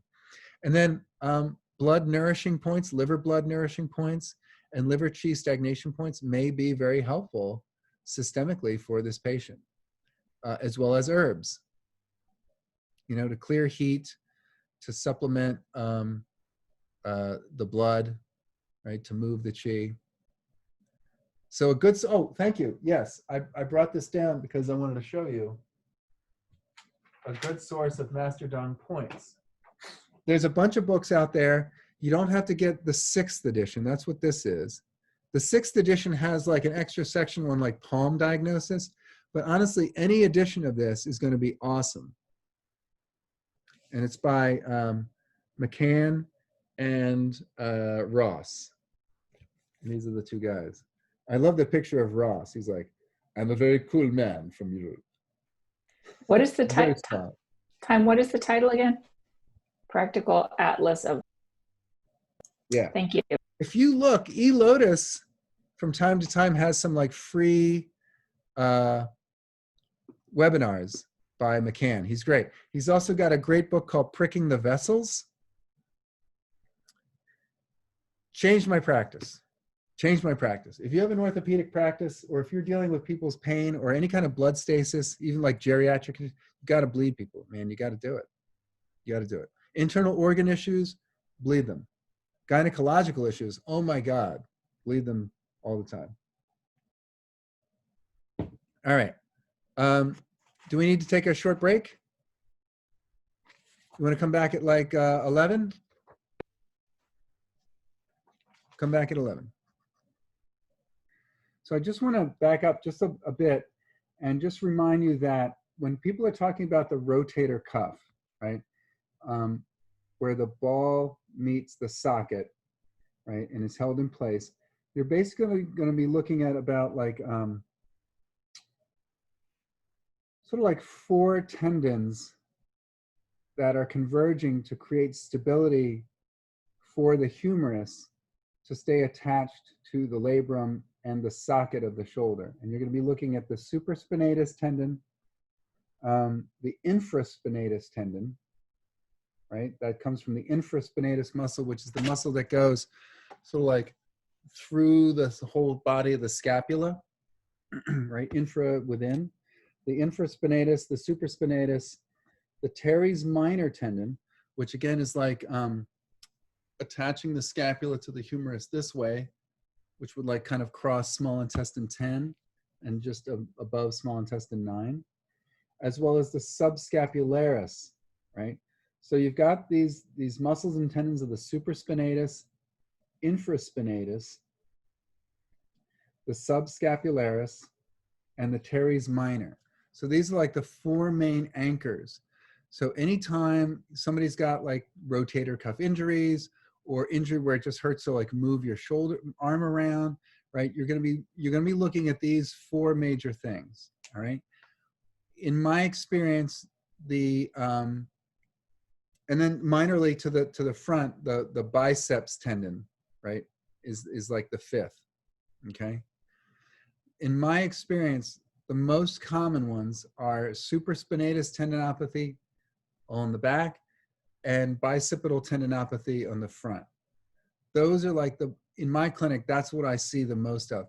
Supraspinatus tendinopathy is generally like, I'm moving my arm around a lot. I use my arm around a lot, both in athletics or in just everyday life. You know, I'm an active person. I'm using my arm. I'm lifting things. I'm, reaching up. I'm bending down. I'm using my arm. That's sort of like a generic weak place, because it's also, if you think about like the armoring, we psychologically armor ourselves to deal with stress. And stress is sort of like an ill wind, an external pathogenic factor, which has hints of like, I've got too much to sort out and deal with because I have all these responsibilities and I've got all these things that I like to pay attention to. That's my heart shen, paying attention to all these things that I've got to sort out. Okay, what do I do this first? What do I do second? Combined with the water of like overwhelmed, overpowered, oppressed, something's more powerful than me around my situation or my boss or the demands of my time and my energy and my money. So that's small intestine and bladder, how I manage my energy and all the crap I have to sort through to like pay attention to. That's Tai Yang. Tai Yang implies wind cold, right? Like things are always changing, but nothing moves, but nothing ever like gets like I feel accomplished and like I'm moving forward, right? So that's stress. We go like this. That's mostly the supraspinatus. I can't extend myself out into the world to be powerful. That's a Tai Yang movement, right? And so I'm stressed out. I reach for this. I try and manage that. I do this to kind of like, like distract myself, or like I try and manage all these things that I should do and avoid all these things that I shouldn't do, but I do because I'm overwhelmed and then I need to wind down. So I shouldn't drink a half a bottle of wine at night. I shouldn't drink like a venti in the morning, right? So the way we armor ourselves in a stressful situation when we're static, like it's not out like being on the football field. It's more tense to watch a game than to play the game because when you're playing, you're getting your chi moving. You can engage. You have power. You can make decisions. You can be of influence. But when you're just watching, if we feel powerless in life and we're in a, like I work behind a desk, like the shoulders go up. That's the supraspinatus muscle, right? Along with the pec and the biceps of like, can I powerfully reach out and like manage things? So in my experience, and I think this is why, I think it's largely the biceps tendon and the supraspinatus tendon that I see issues with the most. That's why I'm not spending a lot of time covering these other ones. So does that make sense? I mean, think about it in your own life, right? All right. So with bicipital tendinopathy, now we're dealing with tendinopathy that we're dealing with the biceps tendon, the tendon that holds the bicep and therefore the arm in a stable way into the shoulder joint, okay?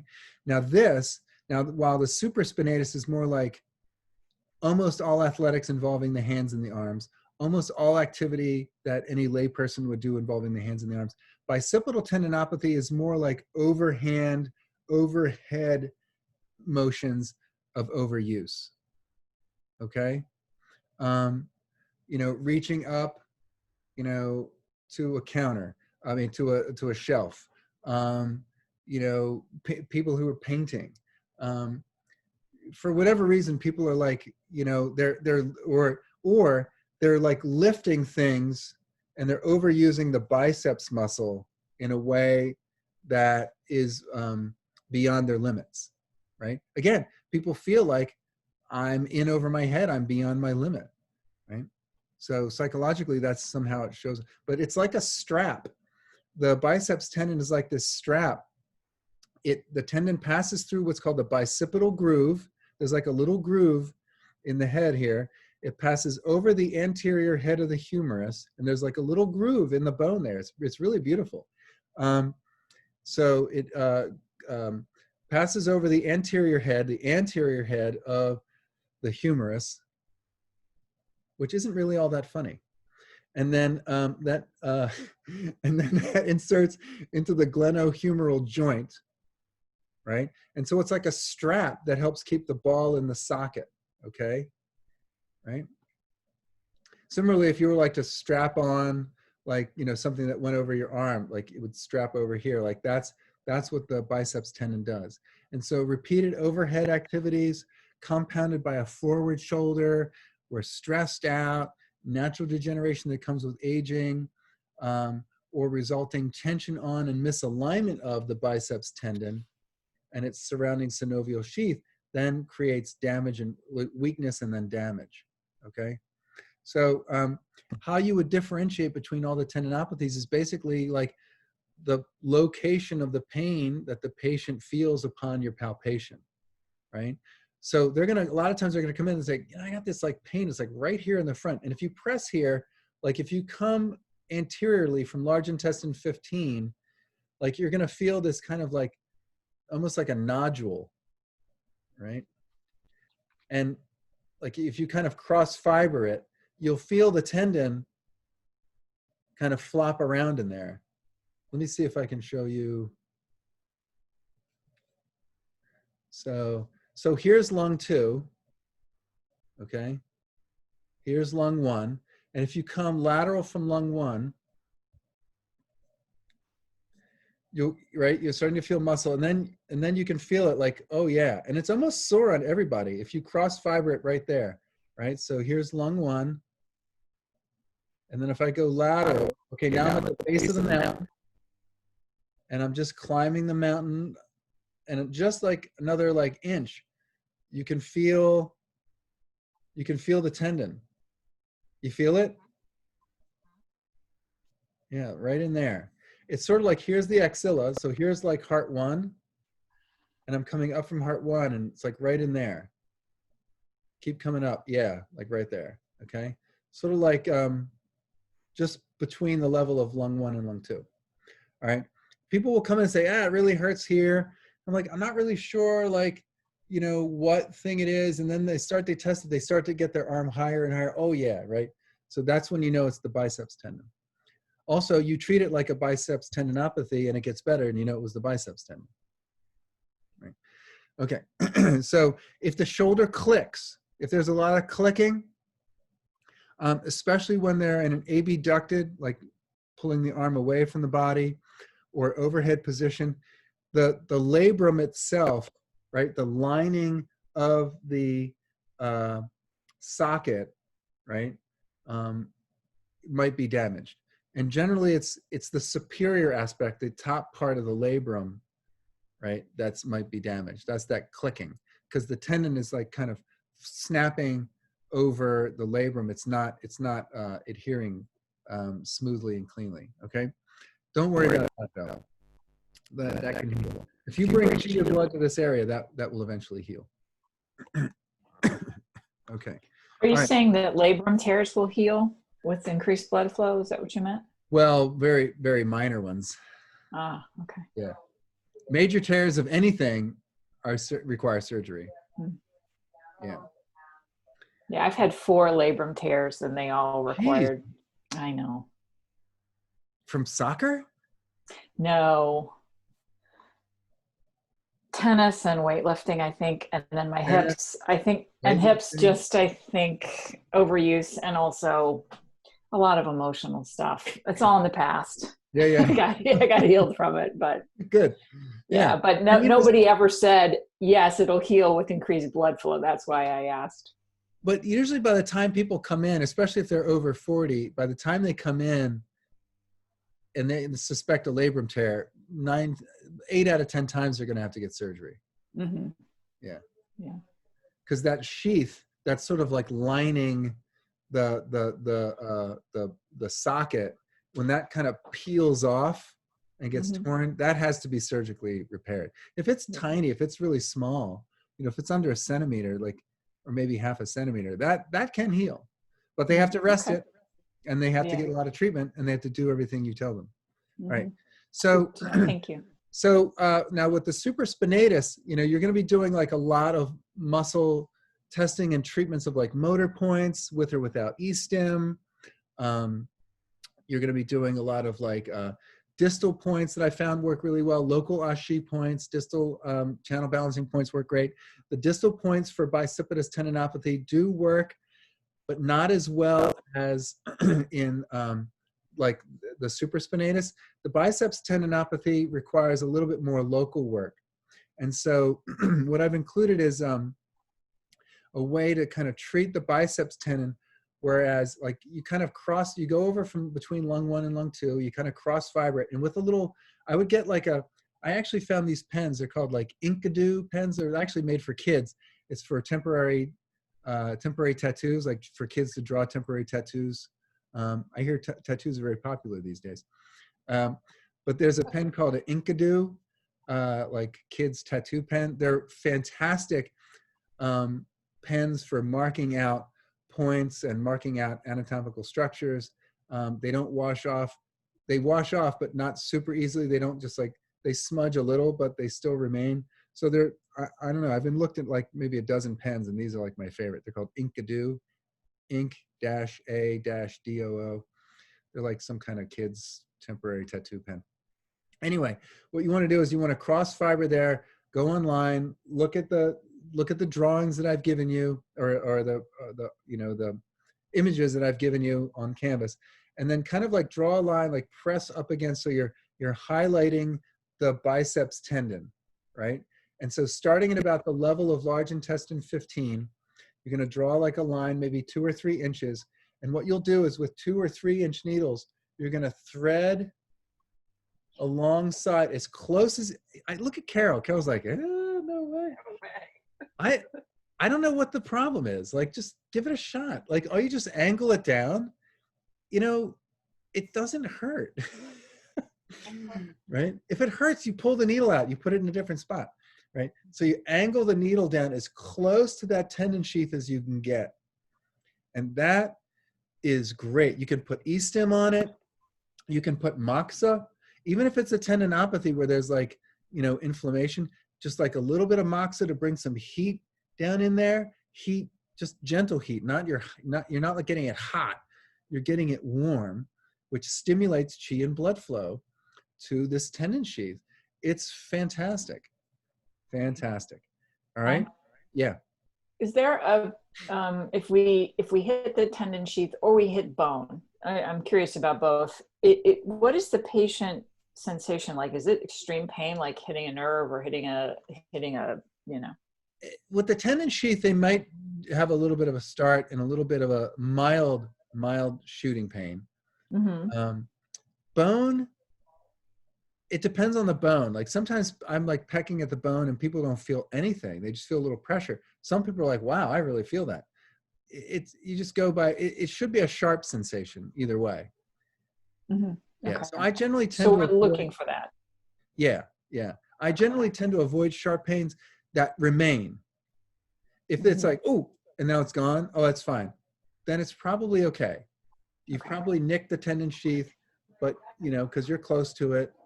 And they may have that momentary sensation, but it shouldn't remain. I know I'm doing something wrong. Like just 2 days ago, I was needling a point. I think it was like Hagu, you know, the Lingu, and it was like, oh, that hurts. Oh, it's still hurting. Okay, that's not going away. And then I take the needle out. Literally that fast. If it's like not gone in like 3 seconds, okay, that's not right. I take it out. Re-angle it. Great points to do with or without e-stim. Just a little bit of moxa. You don't want to get it hot. You want to warm it. You could put the needles in, take a moxa pole, or put the needles in, take them out, add liniments, right? We'll go over liniments at a later class. Auricular acupuncture points and distal points are pretty good. The channel balancing points are kind of okay. Like the Dr. Tan points are kind of okay. And you want to really like nourish liver blood and move liver qi stagnation, right?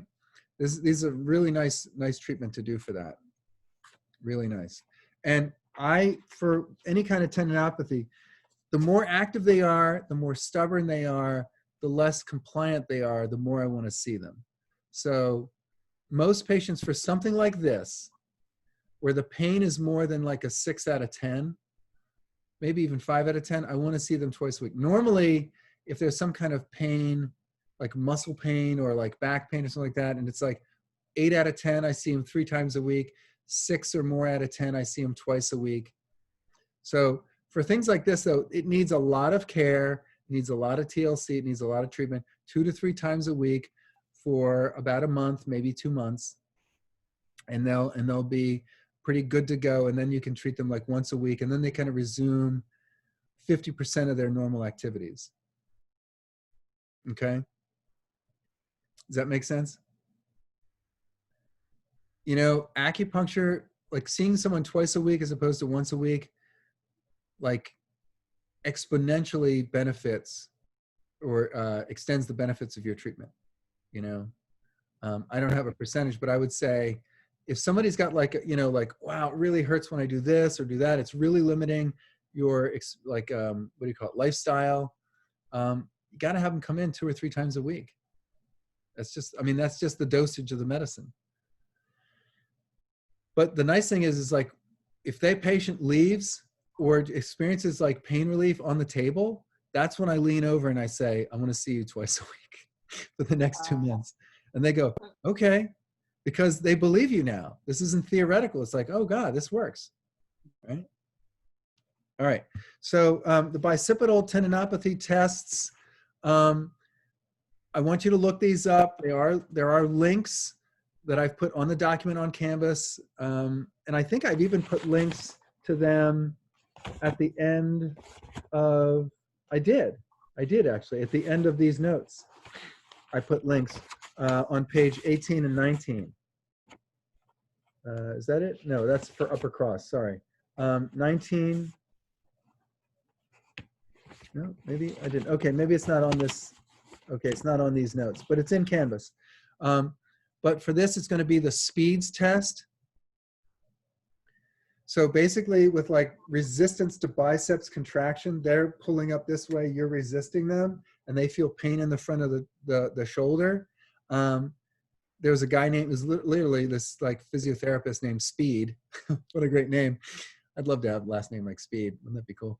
But anyway, Dr. Speed noticed that he was doing a straight leg raise test, which you'll learn later on backs. He was doing a straight leg raise test, and he noticed like pain in the front of his shoulder as he was doing a orthopedic evaluation on a patient. He's like, ow, I'm hurting my shoulder, doing this test on this patient. And he noticed, oh, like it later turned out to be bicipital tendinopathy. So resistance to biceps contraction, test with the shoulder and the elbow flexed and the wrist supinated so the palm is facing upwards. So they're like this, right? And then you have them come up and you resist. You're pushing down while they're pulling up, right? So there's also the Jurgensen's test. You can look that up on PhysioTutors. And then also just simple cross fiber palpation. They'll be like, ow, bicipital tendinopathy, 9 times out of 10. Then you can do a manual muscle test on the biceps long head. And again, if the shoulder clicks with rotational movement of the shoulder, that's probably like the superior aspect of the labrum is involved. Okay. I think the biceps tendon needling, along with the sinew balancing, sinew treatments, are really phenomenal. You can get like a lot of benefit out of that. And then if you want to put in like a couple of more points, you can try some of the distal points, either a la Dr. Tan. So if this is going through like the lung area, or maybe the area between lung and pericardium, right? Pericardium would be here, lung would be here. Then you can do, opposite side spleen, or the area between spleen and liver on the opposite ankle. You're not going to do hip. Who wants to get in like way into that groin area? Don't do that. Yeah. People, plus those needles are like really sensitive, right? In that area, like the groin crease between like spleen and liver, it's medial. It's also like an area that's like very vulnerable, especially people who've had any kind of like psychological or physical trauma. It's just not, getting close to the groin can be very like psychologically upsetting. Then and even if they're not, there's some sort of psychological armoring that might be going on, which then creates resistance and constriction, and like, who needs that? So go to the opposite ankle crease, go to the opposite wrist crease, needle around there. That's fine. Or opposite shoulder. Although for this, I don't get a lot of bang for my buck when I needle the opposite shoulder. I don't know why, I just don't. But I get a lot more when I deal with the ankle, because it's close to the foot and there's a lot of neurological density devoted to the foot and the toes and the ankle on the cerebral cortex. So you get a lot more bang for your buck that way. So this will be like areas around like spleen 5 to spleen 6, areas between like liver 4 and liver 5, right, along that area. And then I've given you a couple of Master Dung points. One of the best points for the shoulder for Master Dung is called Fan Ho Jie. Fan Ho Jie. So here's Lingu, right in that tight corner. If you follow the metacarpal out, so here's the distal head of the first metacarpal, right? Just proximal to that, as you kind of come off of that protuberance of the head, like right in there, right? That's where it is. It's like you just kind of like fall over the head right in there. It's about a sun from Lingu. It's about a half a sun. It's about a half a sun or a sun this way from large intestine 4. Here's Lingu, about 1 sun. It's sort of like where spleen 3 would be on the foot, right? Just proximal to the distal head of that first metatarsal, in this case, first metacarpal, right? Perpendicular, shave as close to the bone as you can. If you feel like you're going into butter, you're too far off the bone, come back. You want some resistance. There's like a little bit of a condyle there. So you want to go in there about 1/2 to 1 sun. And then you have them activate and mobilize the shoulder. Another great point is a 1/2 a sun proximal to stomach 38 on the opposite leg. Needle at about anywhere between 2 and 3 inches deep. So You can do stomach 38. You can also combine it with the point a half a sun proximal. So 8.5 sun proximal to the ankle crease, like a half a sun north of stomach 38. Needle it about 2 to 3 inches in there. What you want to do is, as you're needling down, not here so much, but on the leg, as you're needling stomach 38 or that half a sun proximal point, as you're needling down, have the patient move gently move their arm around, right? While you're needling down. And at some point, at some depth, they're going to feel it. They're going to feel it relax. They're going to feel less pain. They're going to feel more range of motion. That's where you leave the needle. Make a note, right? Maybe even take like a Sharpie and like mark the needle. I don't know if it'll stick, you know, the ink, but then you can kind of see or measure from the handle to the needle. So when you take the needle out, you see what's left. That's the depth that works for you, and make a note of that in your chart. It's a weird thing. I'm like, this doesn't seem to be working. This doesn't seem to be working. Oh, now it's working. That's weird. And then later on, I came across people writing about this, and they said, oh, it has to be at a certain depth. So don't think you're screwing up. Don't think you're not doing it right. You just probably haven't reached the right depth. Okay? So those are the two tendinopathies that are like the most common. I'm going to skip shoulder impingement syndrome. It's there. You can read about it. I don't get it a lot in my clinic. Most of the time I get it when people have either fallen off their bicycle or they're volleyball players and they've gone to dive and they've landed on the ground, like kind of pushing their shoulder up. You know what I'm saying? Does that make sense? Can you get the visual of me hitting the ground and like shoving the shoulder like up and back, right?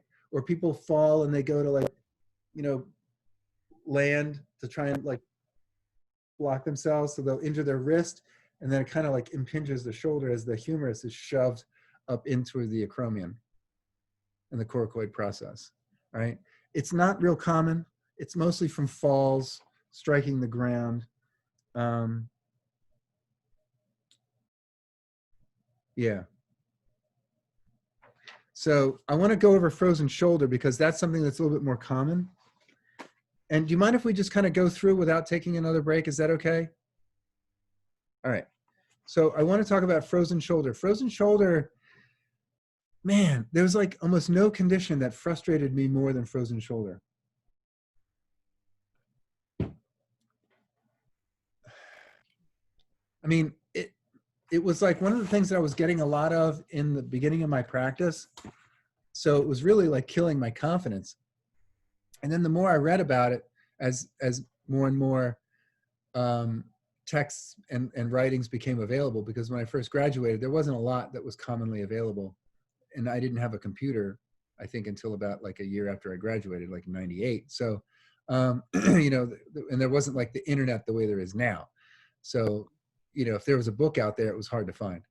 So basically, if like Red Wing Books didn't have it, you know, then who the hell else would? So frozen shoulder, it's a bugger, man. So for some reason, it affects women more than men. For some reason, it seems to come on without necessarily any kind of history of trauma or injury. They just kind of like wake up with it. And so what I've found is that, and so when you read about this, it's called adhesive capsulitis, which, you know, the joint capsule is stuck. It's adhering, right? And so it can't freely move in the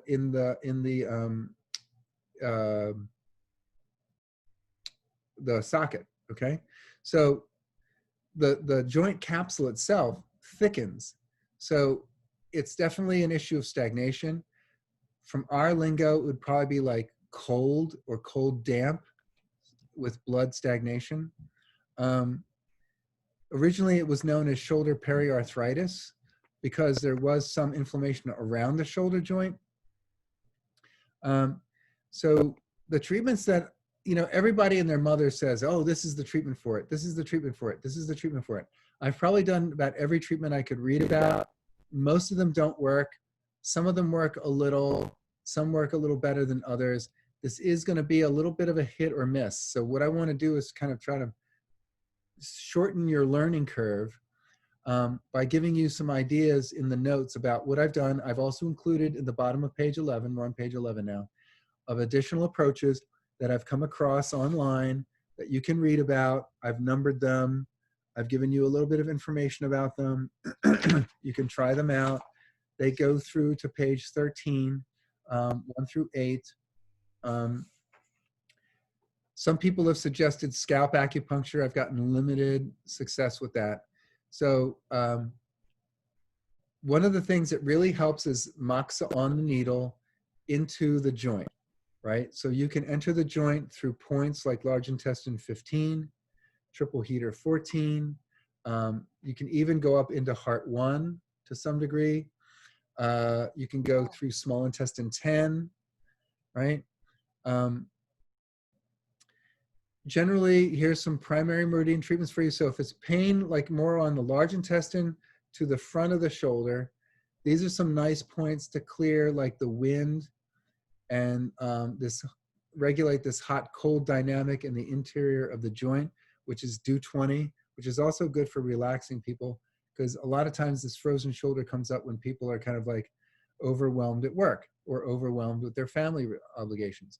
Large intestine 4, large intestine 11, large intestine 14, large intestine 15, large intestine 16. You can do E-stim, stomach 38, again, or a half a sun proximal to stomach 38, which is 8 and 8.5 sun respectively, proximal to the ankle crease, at depth. So you want to have them move around. Generally, a frozen shoulder, the people, there's not a lot of pain. They can't lift it beyond here, but if you take their arm, you can lift their arm above their shoulder, and it often will not hurt, but they themselves can't do it. Or if you like help them through it, then they can do it and they can bring their arm down. It's the weirdest thing.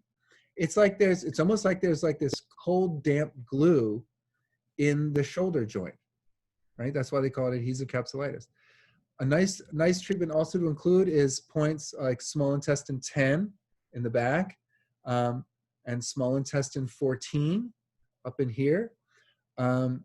And then also another point that's like 1/4 to 1/2 inch lateral to the coracoid process. So you can look, at the images, and you can do a deep point in there with moxa on the needle, or you can e-stim these points together.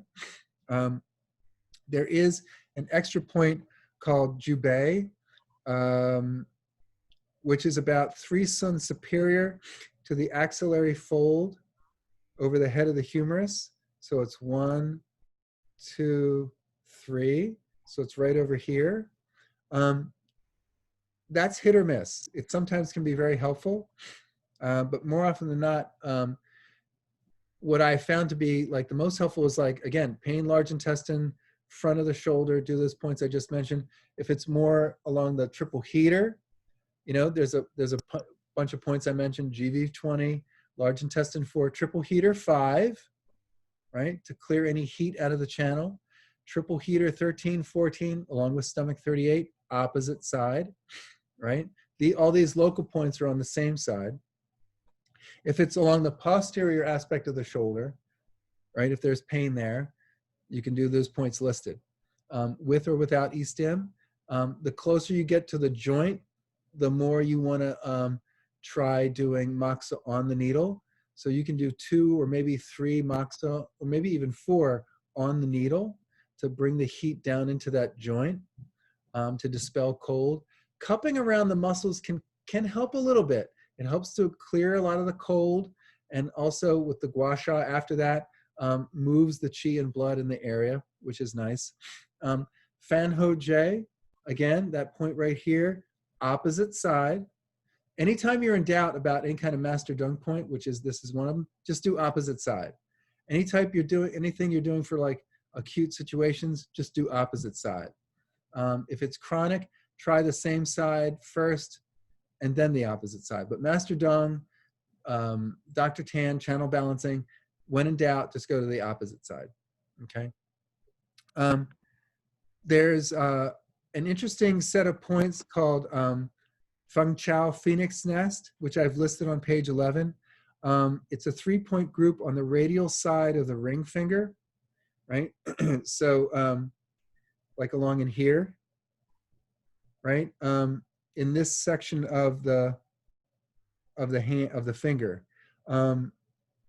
It's between like the PIP joint, the proximal interphalangeal joint, and the proximal something something. I can't remember what PDC stands for. I'm sorry. So it's like right along in here. It's really phenomenal. You kind of like needle like right up in there. There's 3 points like if you measure from here to there, like the web, that's 1 unit. And if you do it like 1/4, 1/2, 3/4 of the way through there,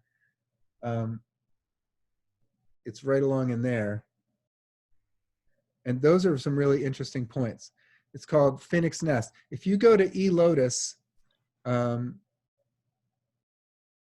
try and post the thing.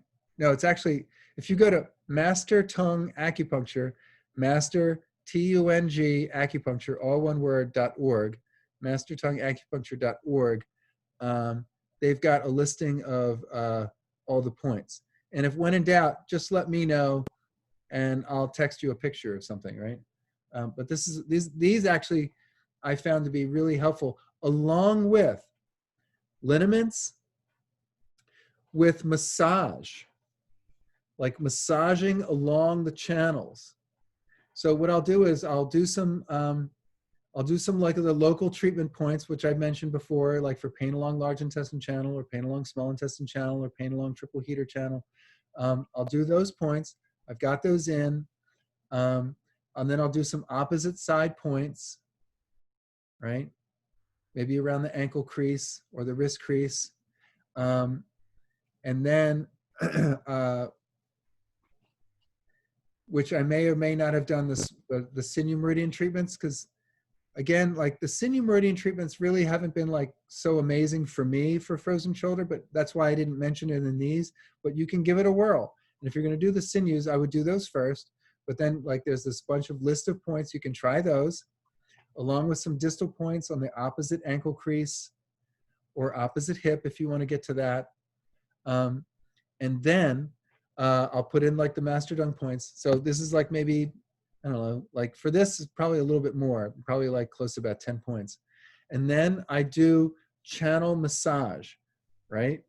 Maybe get some liniment that you like and massage along the channels, right? Starting above the shoulder and working down, above the shoulder, working down, above the shoulder, working down. Really like get in there with your thumb and massage that. And then about every like couple, 3 minutes, have the patient move their arm around and then do about 2 or 3 more minutes of massage.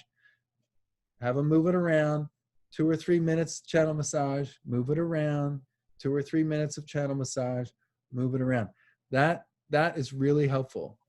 That's really helpful. A lot of times when I'm doing stomach 38, I'll combine that with large intestine 11, same side, because that yang ming pair seems to help somewhat. Okay. Now stomach 38, again, as you're needling down, have the patient move their arm around while you're needling so you can figure out, like you may have to go up and down a few times. That's okay. The patient will hang in there with you. Just say, hang in there. It'll be okay. If there's a lot of needle sensation, just go really slowly, you know, manipulate it down, have them move it around. Oh, I found it. Okay, great. Leave that needle in, go back, and then do your channel massaging, right? Couple minutes, move it around, just for a few seconds, just for a few seconds. 1, 2, 3, 4, 5. That's good. More channel massage. Okay. If you want to do gua sha, you can try that. But I found that the massage, getting it in there, is much better at breaking up that myofascial adhesions. Right? Some people swear by gallbladder 34 on the same side. Yeah, sometimes it helps, sometimes it doesn't. So what you do is, like, anytime you do a point or a couple of points that have a similar function, right? Like gallbladder 34, stomach 38, large intestine 11. Okay, then I have them move it around. See what I got. Check the pulses. Was there a change on the pulses, right? But you will have to clear any kind of like cold and damp out of that area. So you can do points, you know, for cold and damp, right? Large intestines 11 is really good at warming things up. You can even try one of the sinew meridians. But also like what you can also do, which is really neat, is feel for like ashi points in the area, right? And there may not be any like that are really serious ashi points, and you can bleed those. You can also bleed stomach 38, right? There's also another point which is good to bleed. I think it's called append. It's 77.10. It's on your notes there. It's 2.5 sun distal to another point on the stomach channel called middle four flowers, which is that half a sun proximal to stomach 38. Right? So you go down to the level of stomach 38, go laterally half a sun, and then go down distally to another 2.5 sun, and that's this other point called append, or four flowers append. The translations are weird, but anyway, that's a nice point to bleed as well. Okay, but you know, again, you can also bleed some points that are like Ashir points around here. Just put a little cup on there, get a little suction, get a little blood up, right? Take it off, put the cup back on your pump, clean it, lance it. And so there's what's called like leopard spot bleeding, where you take like your lancet and just go or like 3 to 5 times, and then you put your cup back on, right, and draw a little more blood out, right? So that's called leopard spot bleeding. You can try that.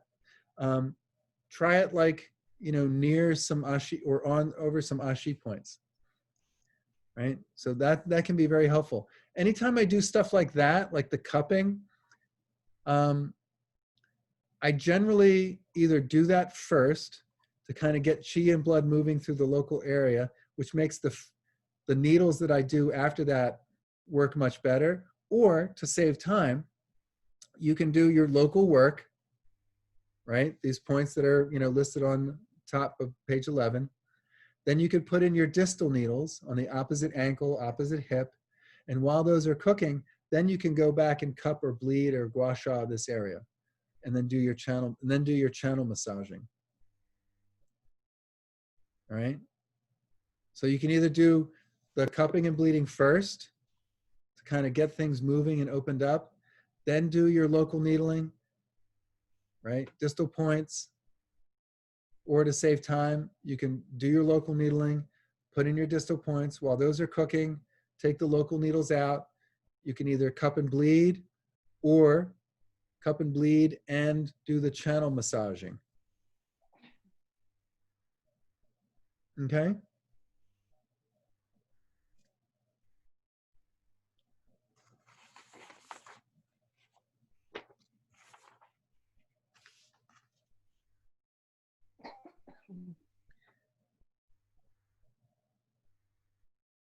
Okay, does that make sense? And then at the end, you can apply whatever liniments you want to put on. So like I said, frozen shoulder can be tough. You have to look at the psychological implications of what's going on in their life, their shoulds and their shouldn'ts. As well as like, is there some long-standing issue that maybe hasn't been at the forefront of their life? You know, maybe it's been on the kind of like the back burner, but it's been pervasive and continuous for many years. Like people who, you know, they get a certain job to take care of their family. They've done it for 10 years. It moderately sucks. It's not the worst. They're able to kind of deal with it. Or they're in a relationship it doesn't completely suck, but it's not great. But they've managed to deal with it, you know, with their venti in the morning and their half a bottle of wine at night, you know, or whatever it is that they do to compensate. But then at some point, like, it just like is intolerable. It just reaches some intolerable, and that symptom is teacher. All right. All right. Any questions about that? Okay. Let me briefly go over shoulder bursitis. This is sometimes common. I know it's a little bit of a contradiction. So it used to be called subacromial pain syndrome. So it was like below the acromion, there's pain in the shoulder joint. The hallmark symptom of subacromial bursitis or subacromial pain syndrome or shoulder bursitis, which is inflammation of the bursa, is they can't lie down on that side, or they try and sleep, but they can fall asleep on that side, but in the middle of the night they wake up in pain and they have to like move to another sleeping position. Or even laying down on their back, the pressure of gravity pulling their shoulder down can sometimes aggravate the more posterior of the bursa. But in each case, bursitis is an inflammation that affects the bursa. There's like little shock absorbers in the joints that cushion and absorb any kind of pressure or impact, right? That are like between the bones and the tendons and the ligaments and the muscles, right? So any type of surface that could potentially rub up against each other, there's bursa there, and then that's filled with like this viscous fluid, and it's lined with synovial joint cells that produce synovial fluid, right? So the bursa is actually filled with synovial fluid, interestingly enough. That same fluid in that bursal sac is actually the same fluid, or almost exactly the same fluid as in synovial joints. So any kind of like repetitive stress movement, combined with degeneration can lead to bursitis. Also, again, I said like that friction creates heat, and the body responds to heat with cold. What's the coldest substance that we've got? Calcium. So bone spurs might develop, and then those bone spurs sticking out then create protrusions, which interfere with the normal movements, which can rub up against tendons. It could rub up against the bursa itself, right? It could rub up against muscle tissues. So the calcium deposits then kind of aggravate the very condition that the body was attempting to alleviate or relieve. But it's generally some cases of repeated trauma or repeated stress, like repeated psychological stress or repeated physical stress, right? Repetitive motion disorders, right? That's going to be your basic onset. Painful arc test, right? Between 60 and 120 degrees of abduction is going to hurt. What else? The Hawkins-Kennedy test, right? Basically, you're having the patient hold out their arm 90 degrees of shoulder flexion. Then they internally rotate. So like the thumb goes down, right? I'm internally rotating. And then with one hand on the back of their wrist, their arm would be straight. Okay, so here's it from the side, right? You're going to press down while kind of like maintaining a little bit of stability at their elbow, right? You're going to press down and they're going to resist. Okay. The other way of doing it is, yeah, that's the way I've done it. Okay. But there's a couple other assessments that I've put in there in the notes: the Dawburn sign, Neer's test, Hawkins-Kennedy. I found that the empty can test is not super reliable for this. And the symptoms are worse at night. So that indicates blood, right? It's blood stasis, right? So this is often like an inflammation, a heat condition. So you want to clear heat, right? You want to help move qi and blood, relieve pain. Let's see. So please do me a favor. Like, I know it's like extra, it may seem like extra work, but just every now and then, like maybe every day, just pick 2 or 3, it takes like 15 minutes tops, pick 2 or 3 of these orthopedic tests and look them up on PhysioTutors or look them up online. If you get on Canvas, I have listed, where is it? Let's see. I have listed it.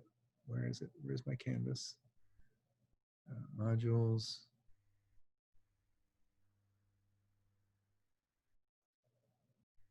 Yes. So at the very top under additional resources, There's, if you go down third from the bottom, there's Orthopedic Evaluations Index. And I've given you descriptions and links that you can follow to check out these tests. And they're all organized by body area. All right. So shoulder, I believe, is on page 3 and 4. No, 2 and 3. Okay, in the top of 3. All right. So go ahead and look those up and check them out, because what you're going to be doing for your little mini homework discussion, which will actually not, sorry, I didn't mention this. It's not listed in the discussion page, because in order to grade it, I had to put it in the assignments page. So if you've missed those already, just go ahead and redo it and post them to the assignments page. And if it's locked, just email it to me, because I think the past ones will be locked. So just email it to me. But for the next one, I'm actually going to have you, if you can, record yourself doing some of the tests and then like sending me the recording. You can either upload it, or you can email it to me, or you can send me a link. I think you're able to actually do it in, what is it called? What is that in your, let me see. SharePoint. SharePoint. Do you guys know how to access SharePoint? Like when you go to We your do for the email? clinic stuff. Right. Okay. Yeah, just text me if you need, but or talk to another student. But there's a way to get into SharePoint where you can upload a video for the assignments page. Yeah. But let me know if you just have trouble. Try to upload it onto Canvas. It shouldn't be long. You know, make them short. Don't do them all in one video. Do one, like, 30-second video, do another 30-second video. You know what I'm saying? So it's easier to upload, right? If it's under a minute, it takes just a few seconds to upload it. So I'm just going to be having you recreate these orthopedic evaluations and then just tell me what you notice. I notice some pain. I don't notice anything. I just feel silly, whatever it is that you notice, right? Do them outside in front of your house, even better, right? Do them at work. Have somebody like hold the phone up and say, hey, can you record me doing this? Have fun with it. You can even record yourself guiding somebody else through the test. Like, if you are able to make meaningful human contact with, right? In your life, you can do that as well if you have a partner. Okay, but they can hold the camera for you and you do it, right? You don't have to describe what you're doing.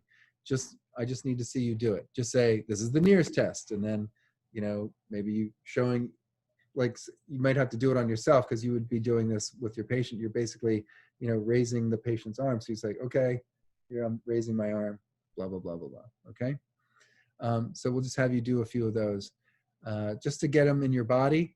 And then that gives me also an opportunity to give you some feedback and correction if necessary, okay?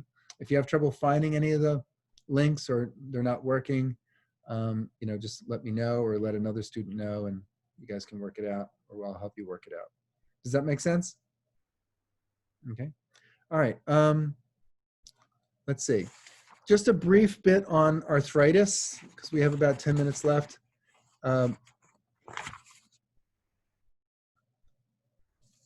Yeah, sorry. On page 16, I've actually listed the tests and what they're for, but I don't have the links on this page. So you have to look on the other form for the links. Or just go to PhysioTutors and just type it in and it'll come right up. So osteoarthritis, poor diet, inappropriate activities where we're like sitting, and then I overdo it. And then I sit, I'm really like, and then I like veg out on the couch, and then I overdo it. Plus like heavy alcohol consumption, plus a lot of stagnant, unresolved emotions, create this perfect storm for osteoarthritis, which is basically an invasion of wind, cold, and damp, compounded by an internal blood deficiency, a systemic blood deficiency. So since we're dealing with the shoulder, this is going to result in just pain, like either they like just wake up with it, or it kind of nags them throughout the day. It kind of comes and goes in terms of its severity. Sometimes maybe they don't even notice it. And then they go to like move their arm or lift. Then it's like, this like deep, achy pain, right? So again, in any kind of B obstruction that's going to involve wind, cold, and damp, or wind, heat, and damp, what you want to remember is that all three have to be there, but one will be predominant. And you'll know which is predominant by the signs and symptoms. If it gets better with heat, better with movement, worse with cold, worse with the winter, it's cold, right? If it's worse with heat, better with ice, it's heat, right? If it's worse in the damp, rainy weather, humid weather, it's damp is predominant. If it moves around, comes and goes, hard to predict, it's predominantly wind. So it's always going to be wind, cold, damp, or wind, heat, damp, with one of those in capital letters that is predominant. All right. So that's going to be your predominant treatment strategy. If it's mostly wind, you're going to be dispelling wind. If it's mostly cold, you're going to be warming cold. Mostly heat, you're clearing heat. If it's mostly damp, you're resolving damp. What I would say, though, for your understanding, is that the damp, since we don't live in the tropics, we're not living close to the equator in some tropical rainforest, it's unlikely that the damp is coming from an external source. We're not being externally invaded by damp. What happens is that we're invaded by wind and cold, or wind and heat, and there's always already there this underlying condition of damp that's like flypaper for these other pathogenic factors to get stuck in. Okay? Where does internal damp come from? Diet, mood, right? Medications, okay? Things that we're eating and drinking, okay? So this is where it can be challenging, where you have to work with people to deal with their diet. And I'm a big fan of small incremental changes. This is where herbs can be really helpful, right? B syndrome herbs, especially that affect the upper body or the shoulder in particular. And if you're interested in any of those, I can give them to you offline. But basically, there's early stage, middle stage, and late stage. You will rarely see early stage unless you treat somebody, you develop a relationship with them while they're younger, under 30, and they kind of come and go in and out of your practice as you need them. Or some people say, yeah, maintenance care, I want to come in, change the seasons, right? So you're kind of catching it early. Or you have a call me when you need me kind of relationship, which is what most of my patients do. You know, I don't hear from them from a year or 2 years or 3 years. Then they call me and say, hey, you know, I got this thing going on. You know, COVID's stressing me out. I'm freaking out. I've got anxiety, or, you know, I just injured myself, or I tweaked my back, or I slept funny. So those are the times when you're going to catch it early stage. Generally with new patients, they're going to get you mostly at later stage, maybe if you're lucky, middle stage. Because again, we're taught to ignore and move through and push through our discomforts. We have easy availability. We have easy access to NSAIDs, non-steroidal anti-inflammatory drugs, over-the-counter stuff, Aleve, Advil, Tylenol, what have you. So people are like, yeah, you know, I take 2 Aleve, I'm fine. Oh, but then tomorrow I need to take 2 Aleve, but then I'm fine. And then the next day I need to take 2 Aleve, but then I'm fine. Like, I don't really have a shoulder problem because I take 2 Aleve and then I'm fine. But oh, by the way, I'm taking Aleve every freaking day. Right? So they have a problem. So I've given you some like understandings, like early stage, you know, this is page 14, early stage, bottom of page 14, middle stage, top of page 15, middle stage, late stage. Again, this is predominance of wind or cold or heat or damp with an underlying blood deficiency, oftentimes a Qi deficiency, because one deficiency leads to the other given enough time. So there's some basic ways of diagnosing it as a deficiency condition or a sure condition. Deficiency condition is going to be more accompanying chronic stomach and lung problems, digestive issues, breathing issues. It's going to be a lot more local phenomena that is visible, local tendon atrophy, which means weakness,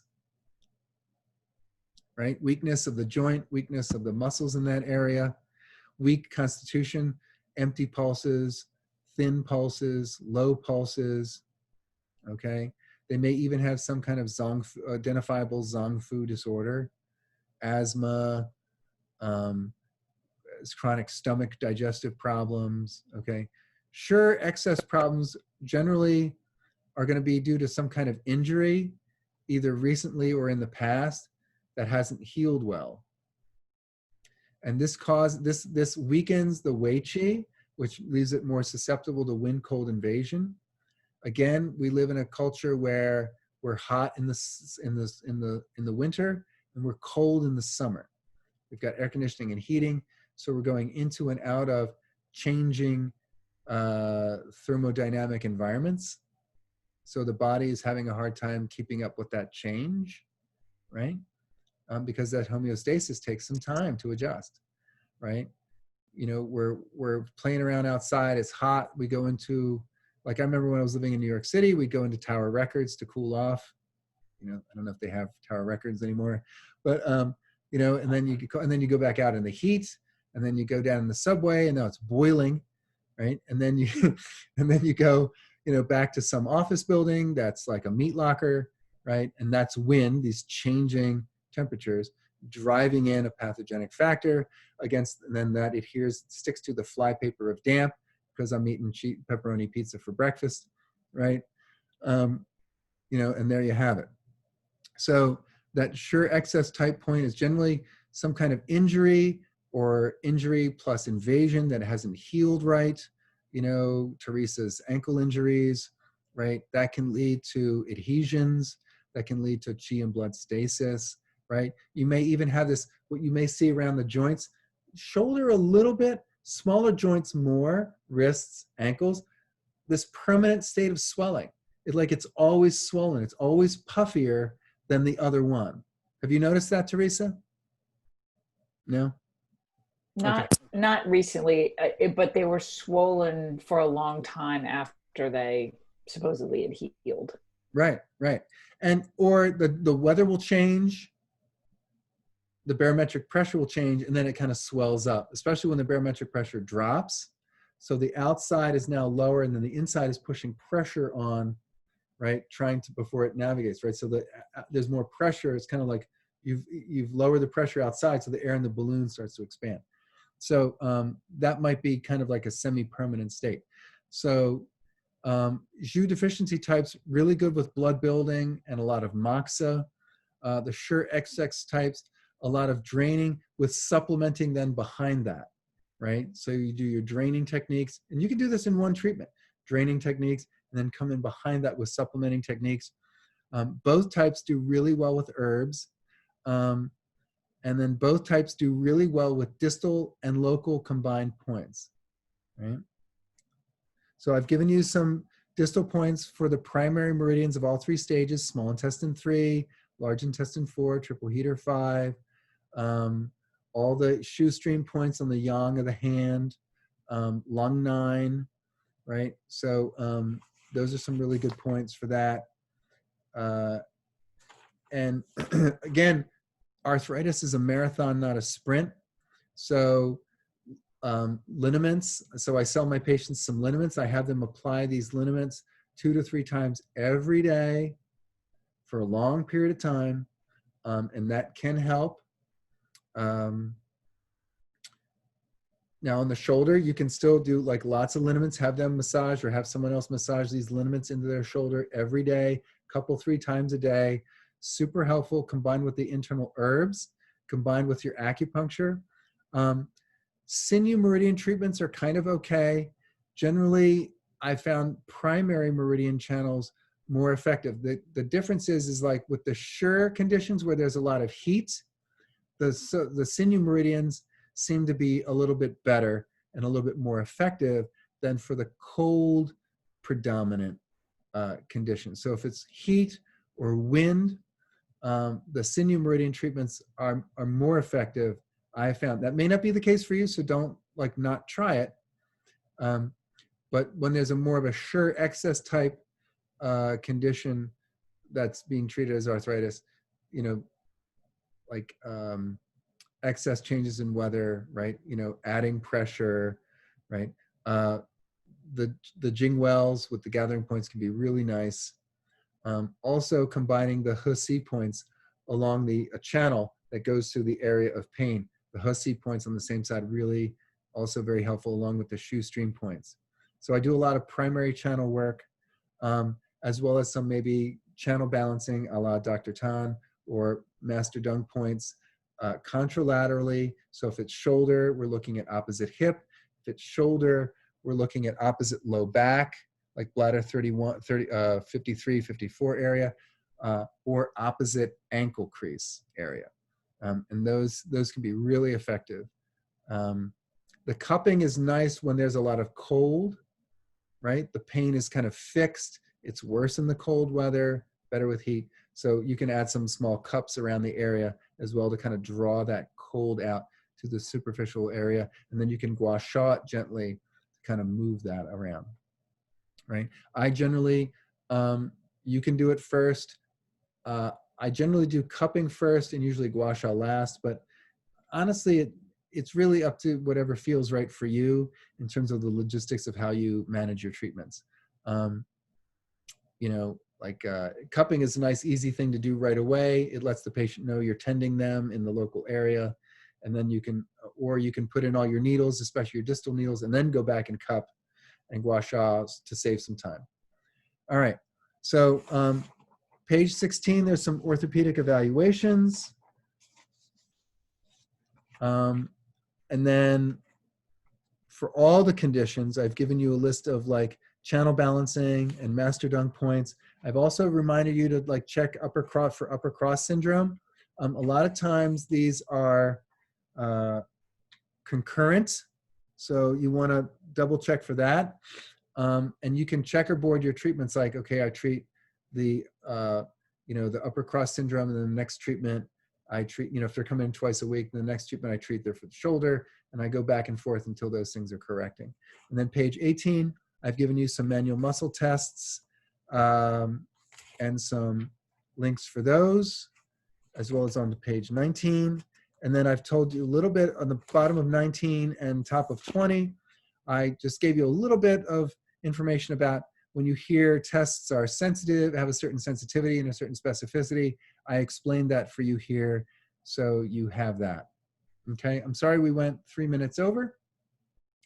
Tonight I will email you sort of like the little mini assignment to perform some of the orthopedic evaluations.